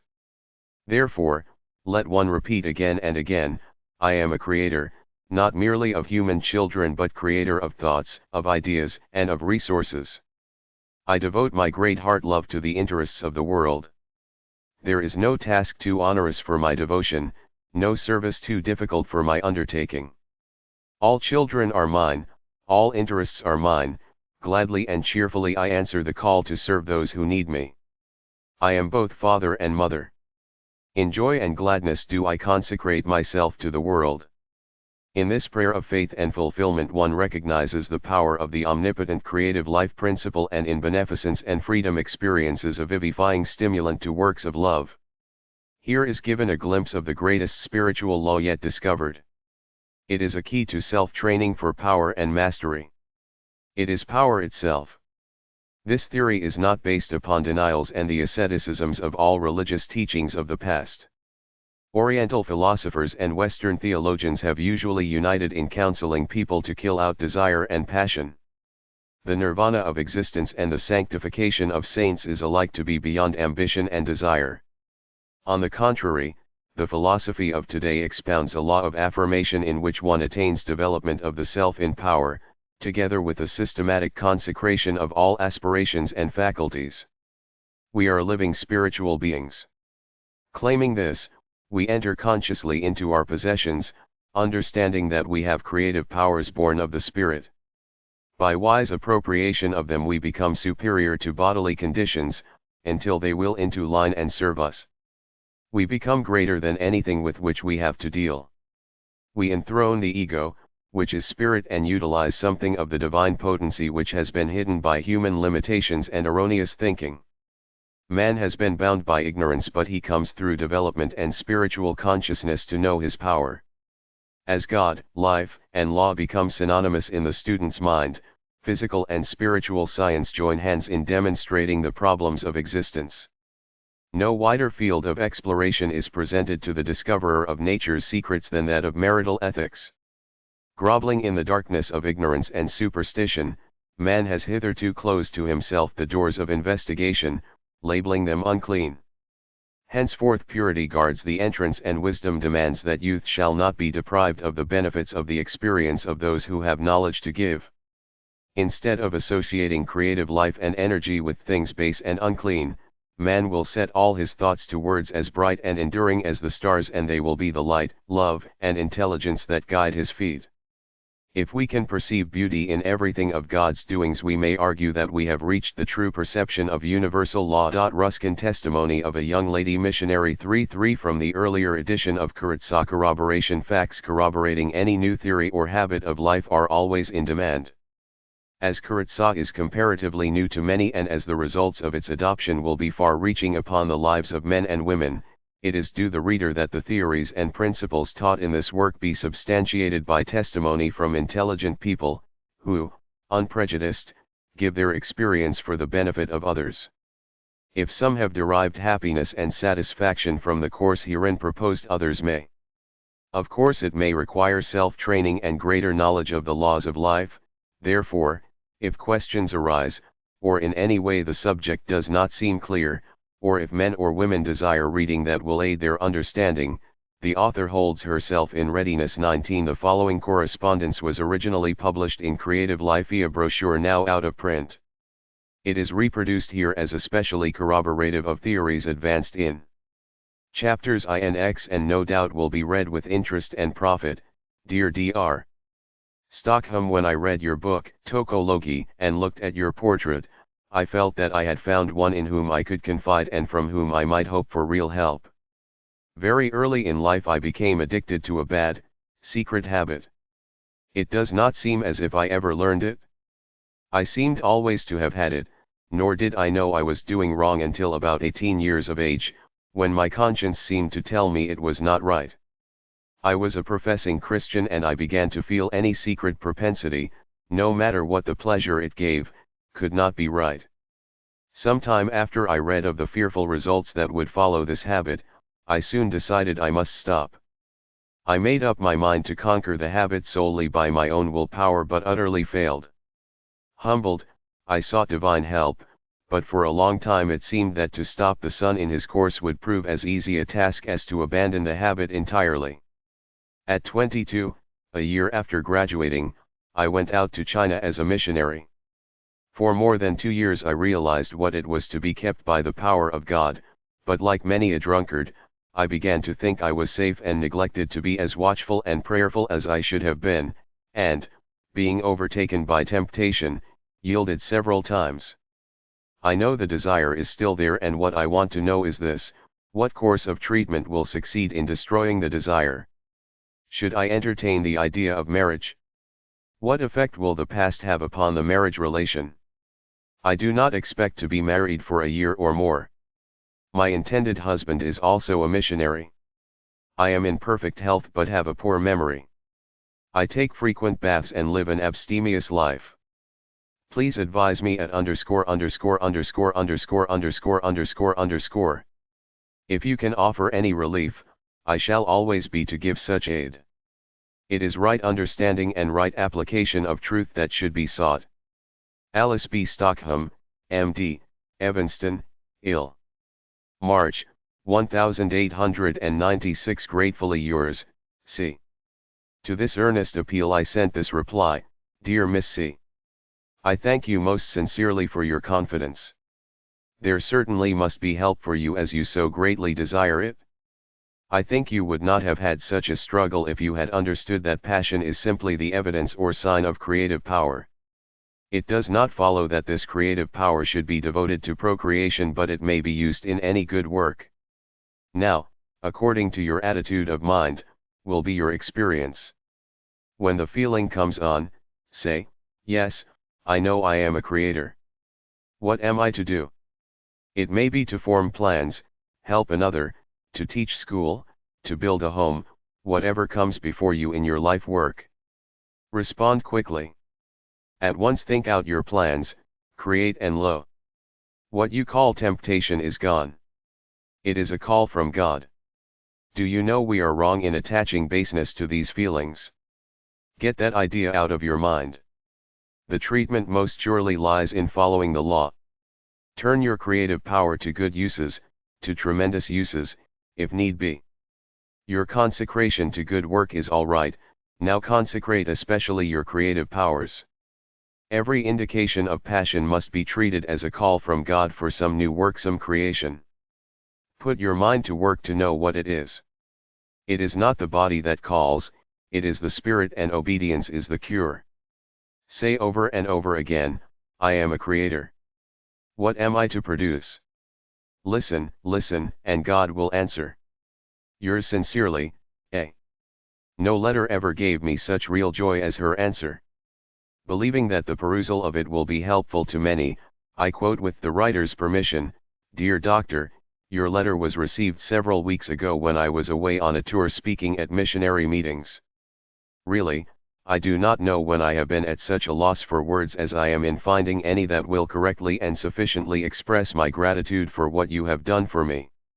For a long time I have thought that the work of the Christian physician is such a noble one that it is second only to that of the Christian minister and missionary. Since receiving your letter it has seemed as though I might go farther than that and place it before that of the Christian ministry, but perhaps it would be more correct to feel that, in your particular case, both offices are combined, for who could better minister to the soul, or teach a spiritual truth of more vital importance than you have done in my case? 20. As I read and reread that part of your letter in relation to the cure and began to comprehend its full meaning and bearing, I felt as I have done at important crises of my life when some new spiritual truth has fully dawned upon me and I have taken a great stride in the Christian life, and my feeling towards you was more than that of gratitude and admiration. You have done me good for life, as you have done many others, and who knows how much good to future generations. Were I to send you 5 times the amount you charged, you would be no more nearly paid for what you have done for me than by the amount named. I take the knowledge gained as a gift from God, through you, His agent, realizing that thereby my responsibility is increased, and knowing that from Him you will receive your reward. All being well, I shall be married at home in August and return at once to China. I may go by Chicago. If I should do so, I might say that it would be a very great gratification to me to have the honor of meeting you and the privilege of thanking you in person for what you have done for me. Sincerely yours, C. The following is from a personal friend, eminent as a teacher of metaphysical philosophy. I thank you, dear doctor, for the perusal of Karezza in manuscript. God bless you. I know it is true. I have had experience that has proved it to my satisfaction. To me the experience is very sacred, but if it aids to lift the veil, or chain, of animalism from the hearts of women and men and thus open the realm to spiritual possibilities, I have no objection to your using it. I should say we had for months talked over together this problem, with its possible results. With our deep love for each other and our love and interest for humanity, we wished no theory to be left unproven. Each of us had made a close study of the science of being, so we well understood the power of thought and knew that the mind must consent before the simplest act in life can be performed. This was our theory: man and woman are opposite to and counterpart of each other, as Tennyson beautifully expresses it, for woman is not undeveloped man but diverse, not like to like but like in difference, yet in the long years liker must they grow, the man be more of woman, she of man, he gain in sweetness and in moral height, she mental breadth, till at last she set herself to man, like perfect music unto noble words, self-reverent each and reverencing each, distinct in individualities, but like each other even as those who love. Then comes the stately Eden back to man, then reign the world's great bridals, chaste and calm, then springs the crowning race of humankind. May these things be. So then we said that man might fully appreciate woman and that woman might fully appreciate man. To do this it is necessary that they adjust themselves on a spiritual plane, that he may be more a woman in nature and she more a man, and yet maintain the secret of their individuality. To make the experiment complete, for several successive cohabitations we kept the physical under complete control at no time allowing a crisis. We found that neither one was disturbed in any physical sense. There was no uneasiness, no unrest, no unsatisfied desire, rather on the contrary the satisfaction was complete, resulting in a beautiful rest and a sweet sleep seldom experienced. Each occasion was indeed a sacrament. I feel confident, however, that this particular relation could not have been satisfactory had we not known the power of the mind over the body. We were fortified and prepared for each occasion. We fixed our minds on and expected spiritual attainment. The result was perfectly successful. We had previously agreed upon the duration, the complete union not more than 30 minutes, and that there must not be a desire on the part of one which the other would not readily meet. Following the relation, side by side, in the beautiful stillness, I experienced a peace, a perfect satisfaction passing mortal understanding. I was lifted up and up. I seemed to go into the realm of spirit clairvoyant, intensely saw not to behold spirits but rather spiritual possibilities. Indeed it hath not entered into the heart of man to conceive all the things prepared for him, with the proper appropriation of creative energy. To those seeking knowledge from the Spirit of Truth, my name may be given. To all others I am, sincerely, Sigma Chicago, February 8, 1896. 21. In Male Continence, a pamphlet now out of print, after giving a graphic and eloquent plea for the rights of the child, the writer says, "The discovery was occasioned and even forced upon me by a very sorrowful experience. In the course of 6 years my wife went through the agonies of 5 births. 4 of them were premature. Only 1 child lived. This experience was what directed my studies and kept me studying. After our last disappointment I pledged my word to my wife that I would never again expose her to such fruitless suffering. I made up my mind to live apart from her, rather than break this promise. I conceived the idea that the sexual organs have a social function which is distinct from the propagative function and that these functions may be separated practically. I experimented on this idea and found that the self-control which it requires is not difficult, that my enjoyment was increased, that my wife's experience was very satisfactory, as it had never been before, that we had escaped the horrors and fear of involuntary propagation. This was a great deliverance. It made a happy household. I communicated my discovery to a friend. His experience and that of his household were the same.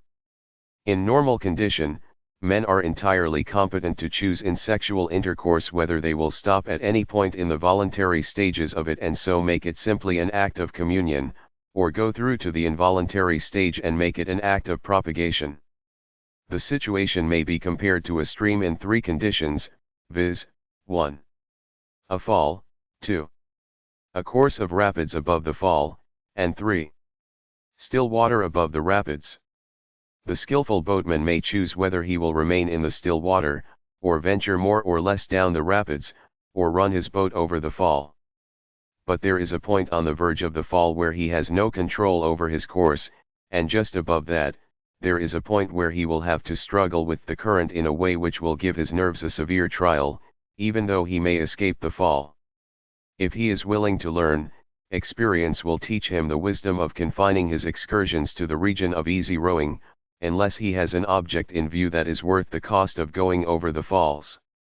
You have now our whole theory. It consists in analyzing sexual intercourse, recognizing in it 2 distinct acts, the social and the propagative, which can be separated practically, and affirming that it is best, not only with reference to prudential considerations but for immediate pleasure, that a man should content himself with the social act, except when he intends procreation. 1. It does not seek to prevent the intercourse of sexes but rather to prevent that which generally puts an end to such intercourse. 2. It does not seek to prevent the natural effects of the propagative act but to prevent the propagative act itself except when it is intended to be effectual. 3. Of course it does not seek to destroy the living results of the propagative act but provides that impregnation and childbearing shall be voluntary and therefore desired. And now to speak affirmatively, the exact thing that our theory does propose is, to take that same power of moral restraint and self-control which Paul, Malthus, the Shakers, and all considerate men use in one way or another to limit propagation, and instead of applying it, as they do, to the prevention of the intercourse of the sexes, to introduce it at another stage of proceedings, viz., after the sexes have come together in social effusion and before they have reached the propagative crisis, thus allowing the most essential freedom of love and at the same time avoiding undesired procreation and all the other evils incident to male incontinence. The objection urged to this method is, that it is unnatural and unauthorized by the example of other animals. I may answer that cooking, wearing clothes, living in houses and almost everything else done by civilized man, is unnatural in the same sense, and that a close adherence to the example of the brutes would require us to forego speech and go on all fours. But, on the other hand, if it is natural in the best sense, as I believe it is, for rational beings to forsake the example of the brutes and improve nature by invention and discovery in all directions, then truly the argument turns the other way, and we shall have to confess that until men and women find a way to elevate their sexual functions above those of the brutes, by introducing into them self-control and moral culture, they are living in unnatural degradation. But I will come closer to this objection. The real meaning of it is that it is a difficult interruption of a natural act. But every instance of self-denial is an interruption of some natural act. The man who virtuously contents himself with a look at a beautiful woman is conscious of such an interruption. The lover who stops at a kiss denies himself a natural progression. It is an easy descending grade through all the approaches of sexual love, from the first touch of respectful friendship to the final complete amalgamation. Must there be no interruption of this natural slide? Brutes, animal or human, tolerate 22 none. Shall their ideas of self-denial prevail? Nay, it is the glory of man to control himself, and the kingdom of heaven summons him to self-control in all things. If it is noble and beautiful for a betrothed lover to respect the law of marriage in the midst of the glories of courtship, it may be even more noble and beautiful for the wedded lover to respect the laws of health and propagation in the midst of the ecstasies of sexual union. The same moral culture that ennobles the antecedents and approaches of marriage will sometime surely glorify the consummation. The method of controlling propagation which results from our argument is natural, healthy, and effectual. The useless expenditure of seed certainly is not natural. God cannot have designed that men should sow seed by the wayside where they do not expect it to grow, nor in the same field where it has already been sown and is growing, and yet such is the practice of men in the ordinary sexual relation. They sow seed habitually where they do not wish it to grow. This is wasteful of life and cannot be natural. Yet is it not manifest that the instinct of our nature demands congress of the sexes, not only for propagative but for social and spiritual purposes? The act of propagation should be reserved for its legitimate occasions when conception is intended. The idea that sexual intercourse, limited to the social part of it, is impossible or difficult and therefore not natural, is contradicted by the experience of many. Abstinence from masturbation is impossible or difficult where habit has made it a second nature, and yet no one will say that habitual masturbation is natural. So abstinence from the propagative part of sexual intercourse may seem impracticable to depraved natures and yet be perfectly natural and easy to persons properly trained to chastity. Our method simply proposes the subordination of the flesh to the spirit, teaching men to seek principally the elevated spiritual pleasures of sexual connection. This is certainly natural and easy to the spiritual man, however difficult it may be to the sensual.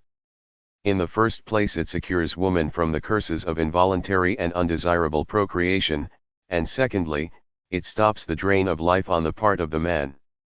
The habit of making sexual intercourse a quiet affair, restricting the action of the organs to such limits as are necessary to the avoidance of the crisis, can easily be established, and then there is no risk of conception without intention. Our theory, separating the amative from the propagative, not only relieves us of involuntary and undesirable procreation but opens the way to scientific propagation. We believe that propagation, rightly conducted and kept within such limits as life can fairly afford, is a blessing. A very large proportion of all children born under the present system are begotten contrary to the wishes of both parents and lie 9 months in the mother's womb under their mother's curse or a feeling little better than a curse. Such children cannot be well organized. We are opposed to excessive and consequently, oppressive procreation, which is almost universal. We are opposed to random procreation, which is unavoidable in the present marriage custom. But we favor intelligent, well-ordered procreation. We believe the time will come when involuntary and random propagation will cease and when scientific combination will be applied to human generation as freely and successfully as it is to that of other animals. And at all events, we believe that good sense and benevolence will very soon sanction and enforce the rule that women shall bear children only when they choose. They have the principal burden of breeding to bear and they, rather than men, should have their choice of time and circumstances.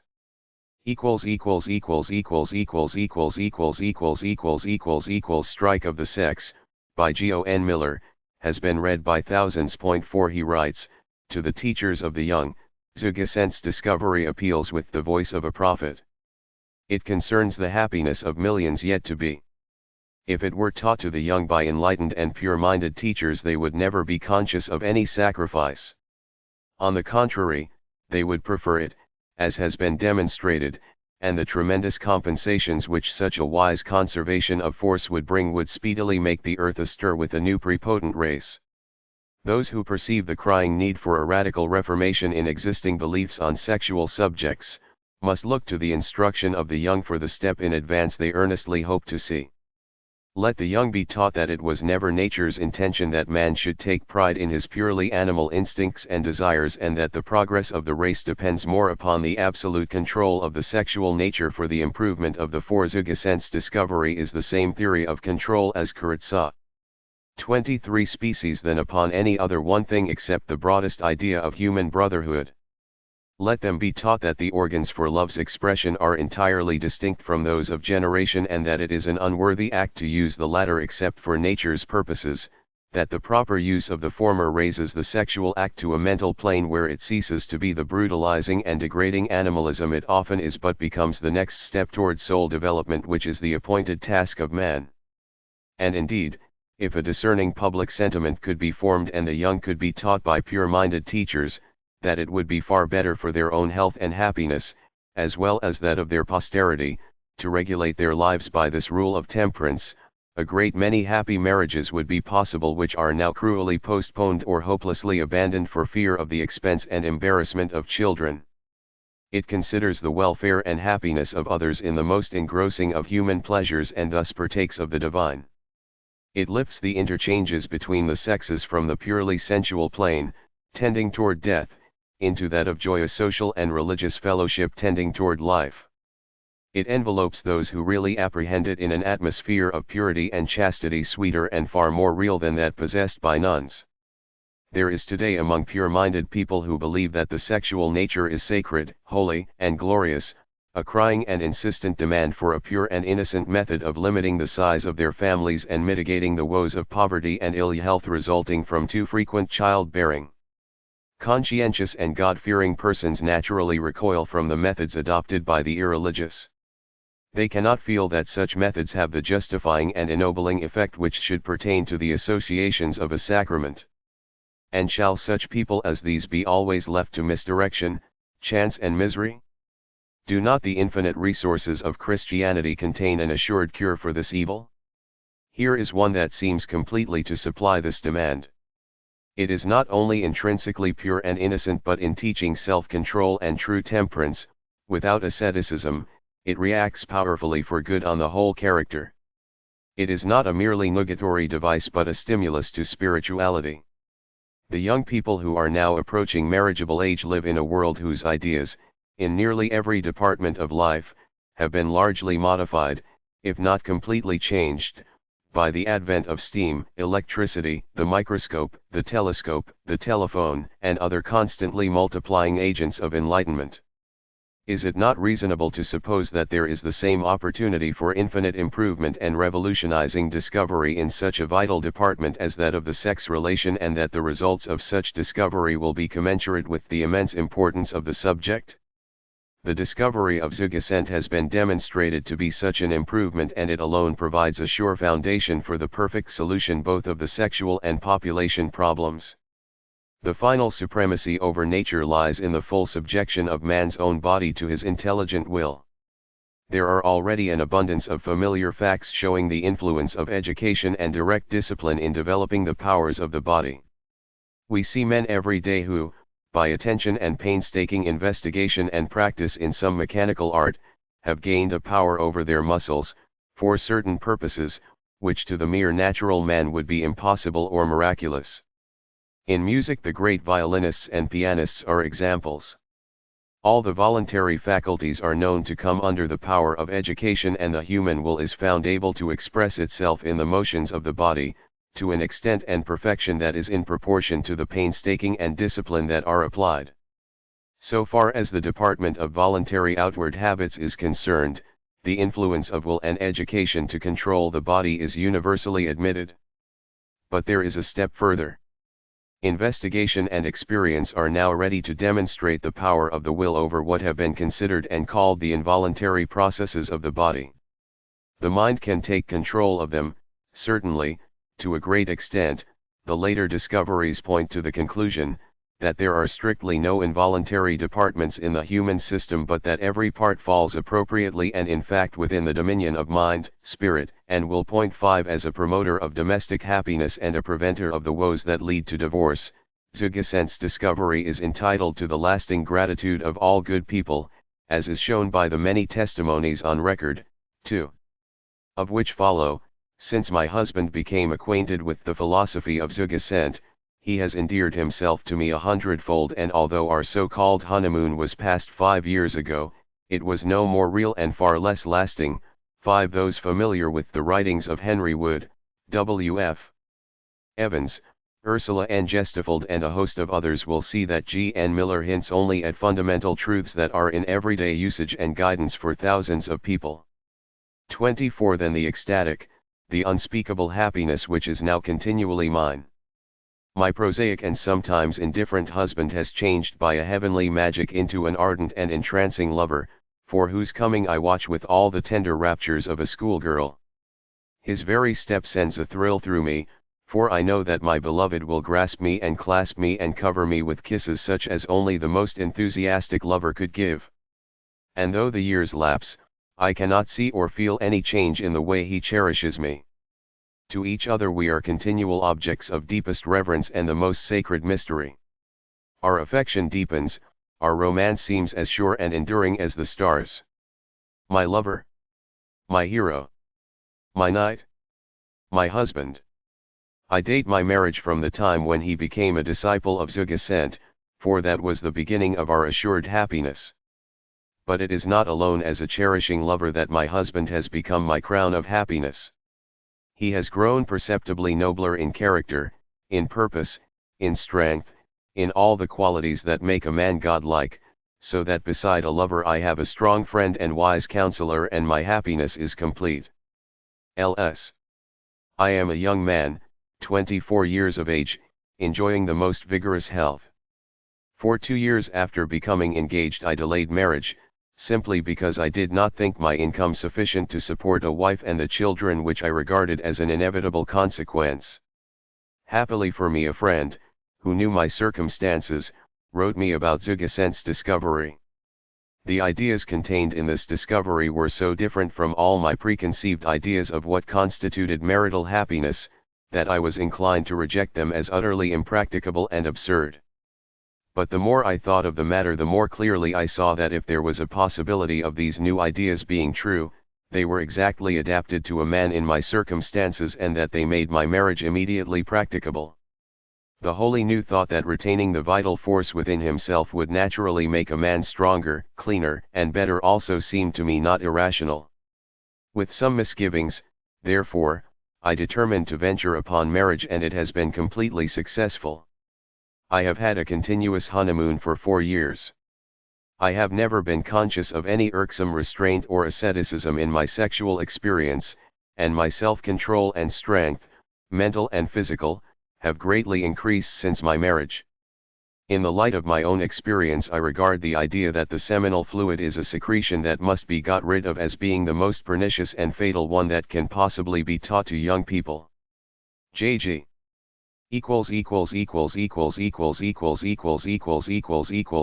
My dear Dr. Stockham, your most gracious answer to my request came promptly. Last evening I devoted to Karezza and creative life. I bless you from my heart for this beautiful interpretation of the relation between the sexes. Passion has always seemed to me to be a sharing of God's creative life and a divine instinct.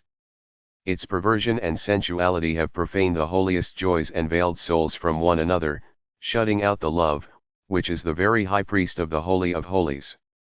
All womankind should give living praise and thanks for the beneficence of Karezza's influence, as I do. It is delightful and reassuring to find one's own truest intuitions purely interpreted on an open page. My own nature is filled and vibrant with that creative fire. I have never been ashamed of it, but it has been strongly repressed. I give to my ministry the love forces that have never been satisfied except by the transfusion of the universal love. I believe that the ennoblement of this passion to its own spiritual plane will lift the whole race heavenward and redeem the home and social world from retrogression. It is the divine regeneration, the new birth of spiritual consciousness, for which the world has suffered long and long. Permit me to express my admiration for the dignity, purity, and sweet seriousness of style of Karezza and the booklets. Accept my very real thanks. Believe that I shall try to promote, in all ways that a sister minister may, your beneficent message to women. Yours sincerely, for love and purity, MLL. Fort Collins, Colorado, November, 1900. Dear Drive Stockholm, my dear wife and I are indeed very grateful for the valuable advice so freely given in your letter and in the books, which accompanied it.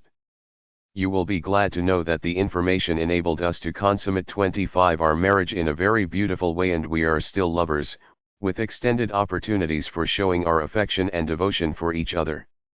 I can truthfully add that the beautiful simile used in your letter of two lives flowing together like waters is applicable to us, and as we think, will be so to the end. Acting on your advice before marriage, we read together Karezza and 2 of the other books you sent. My dear one was much interested and imbued by your uplifting teaching and the new ideals, which it opened up for her. Your excellent wedding night and the most advanced of the other books I thought best that she should read by herself, and she now desires me to express to you her heartiest thanks for the former especially, as it gives her just the information she wanted and which she had not been able to obtain elsewhere. She wishes that the wedding night could be placed in the hands of every prospective bride, as she is quite sure it would save much suffering and misunderstanding at the very beginning of married life. Yours sincerely, J.A.L.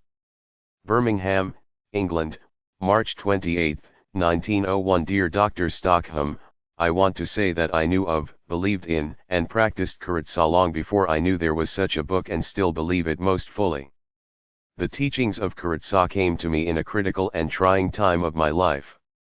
I had been married several years, and the harmony between my wife and self seemed dying out. She had loved me dearly, but the old sex embrace had no attraction for her and grew more and more repulsive. The new teaching brought us into a new heaven and a new earth. I cannot tell you how happy we became.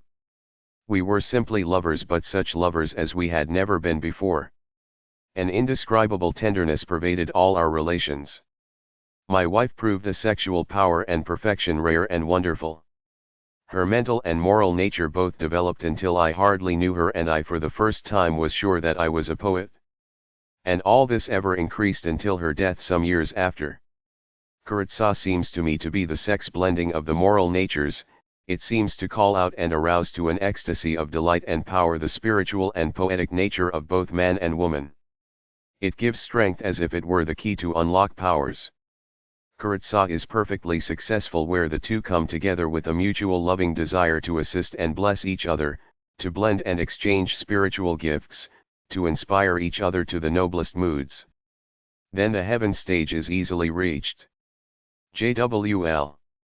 March, 1901. My dear Drive Stockholm, a sweet and wise American friend has introduced my dear husband and myself to the pure delights of Karezza, and I should feel myself the basest of ingrates if I left this land without writing you this word of heartfelt thanks, and yet how poor words are to convey real gratitude. We rob words of meaning by our wretched way of using them to express paltry things, and when a benefit has been done, one, which enriches me, transforms life, whole world done has but the same old exhausted words. For this wonderful discovery is in sober reality a transformer of wedded life. I am a woman of passion, until now I have always been ashamed of it. My dear husband is a man of passion, until now it has seemed that it was the one blemish on his noble manhood. How ignorant, nay, how wicked it all seems now. But, my dear Dr. Stockholm, how does it happen that the most mighty, the most beautiful of the natural desires, that which is at the very foundation of society and which is connected with all the sanctities of life, marriage, with all it ideally means, motherhood, fatherhood, is it that this powerful and holy passion has remained under a kind of ban? Why, we have taken up the latent capacity which is in us for music and have trained and refined it till it ministers now to every highest thing in us and also affords us the purest pleasure. What a distance from the savage's tom-tom to a modern piano, from the discordant savage chant to the intermezzo. We no longer eat with our fingers, tearing half-roasted flesh as we squat about a fire, but have taken up the natural desire for food and made it minister to the sweetest social pleasures. We have put thought and skill and fancy and art to work to lift eating into a great rational pleasure and refinement. And now Karezza has come. How numberless are the benefits! The first and greatest is that, at last, after 9 years of legal marriage, and of real love, too, we are really married. There is not a film of constraint, false modesty, or conventionality between us, and with the downfall of the physical barrier has come such a flowing together of soul as I cannot describe. I really have never known my darling until now. He seems to me more beautiful than ever did the Apollo, and so grand and manly in his continence and self-control, while it is perfectly evident that just he's 9 years wife and twice a mother am a delight to him, and oh, how satisfying are now the days of happy anticipation and then the happier fulfillment. Oh, dear joy-giving Dr. Stockholm, what satisfaction must be yours as you think how, to thousands, I suppose, you have brought the purest, 26 truest joys of marriage, the real nobility of self-control. Yes, you have brought to light true marriage and true womanhood as well. I am no longer conscious of being a separate being, ministering to the animal desires of my husband as he ministered to mine. We are taught to dance, to play upon the harpsichord, to embroider, to govern servants, to enter and leave a room properly, but never how to be wives. It is as if we should teach officers how to bow and to dance, but not how to fight. The things worthy of the highest possible development are left to nature. Why do we not leave manners and eating and art to nature? Those who have an idea of suppressing passion are fatally wrong. Vain endeavor, instead of using and giving it its regnant place. Sir J.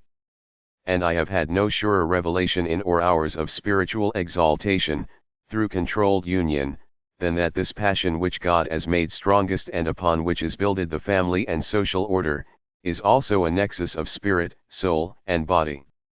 Every power, every emotion, every resource of the volitional life, blend with every thrilling nerve of the physical life in the controlled union. One of the blissful results of this vita nuova, is that we both are perfectly unmoved by others. We are sovereigns in the sphere of our own personal beings. No other crosses the frontier. Very warmly yours, Lady, JGC.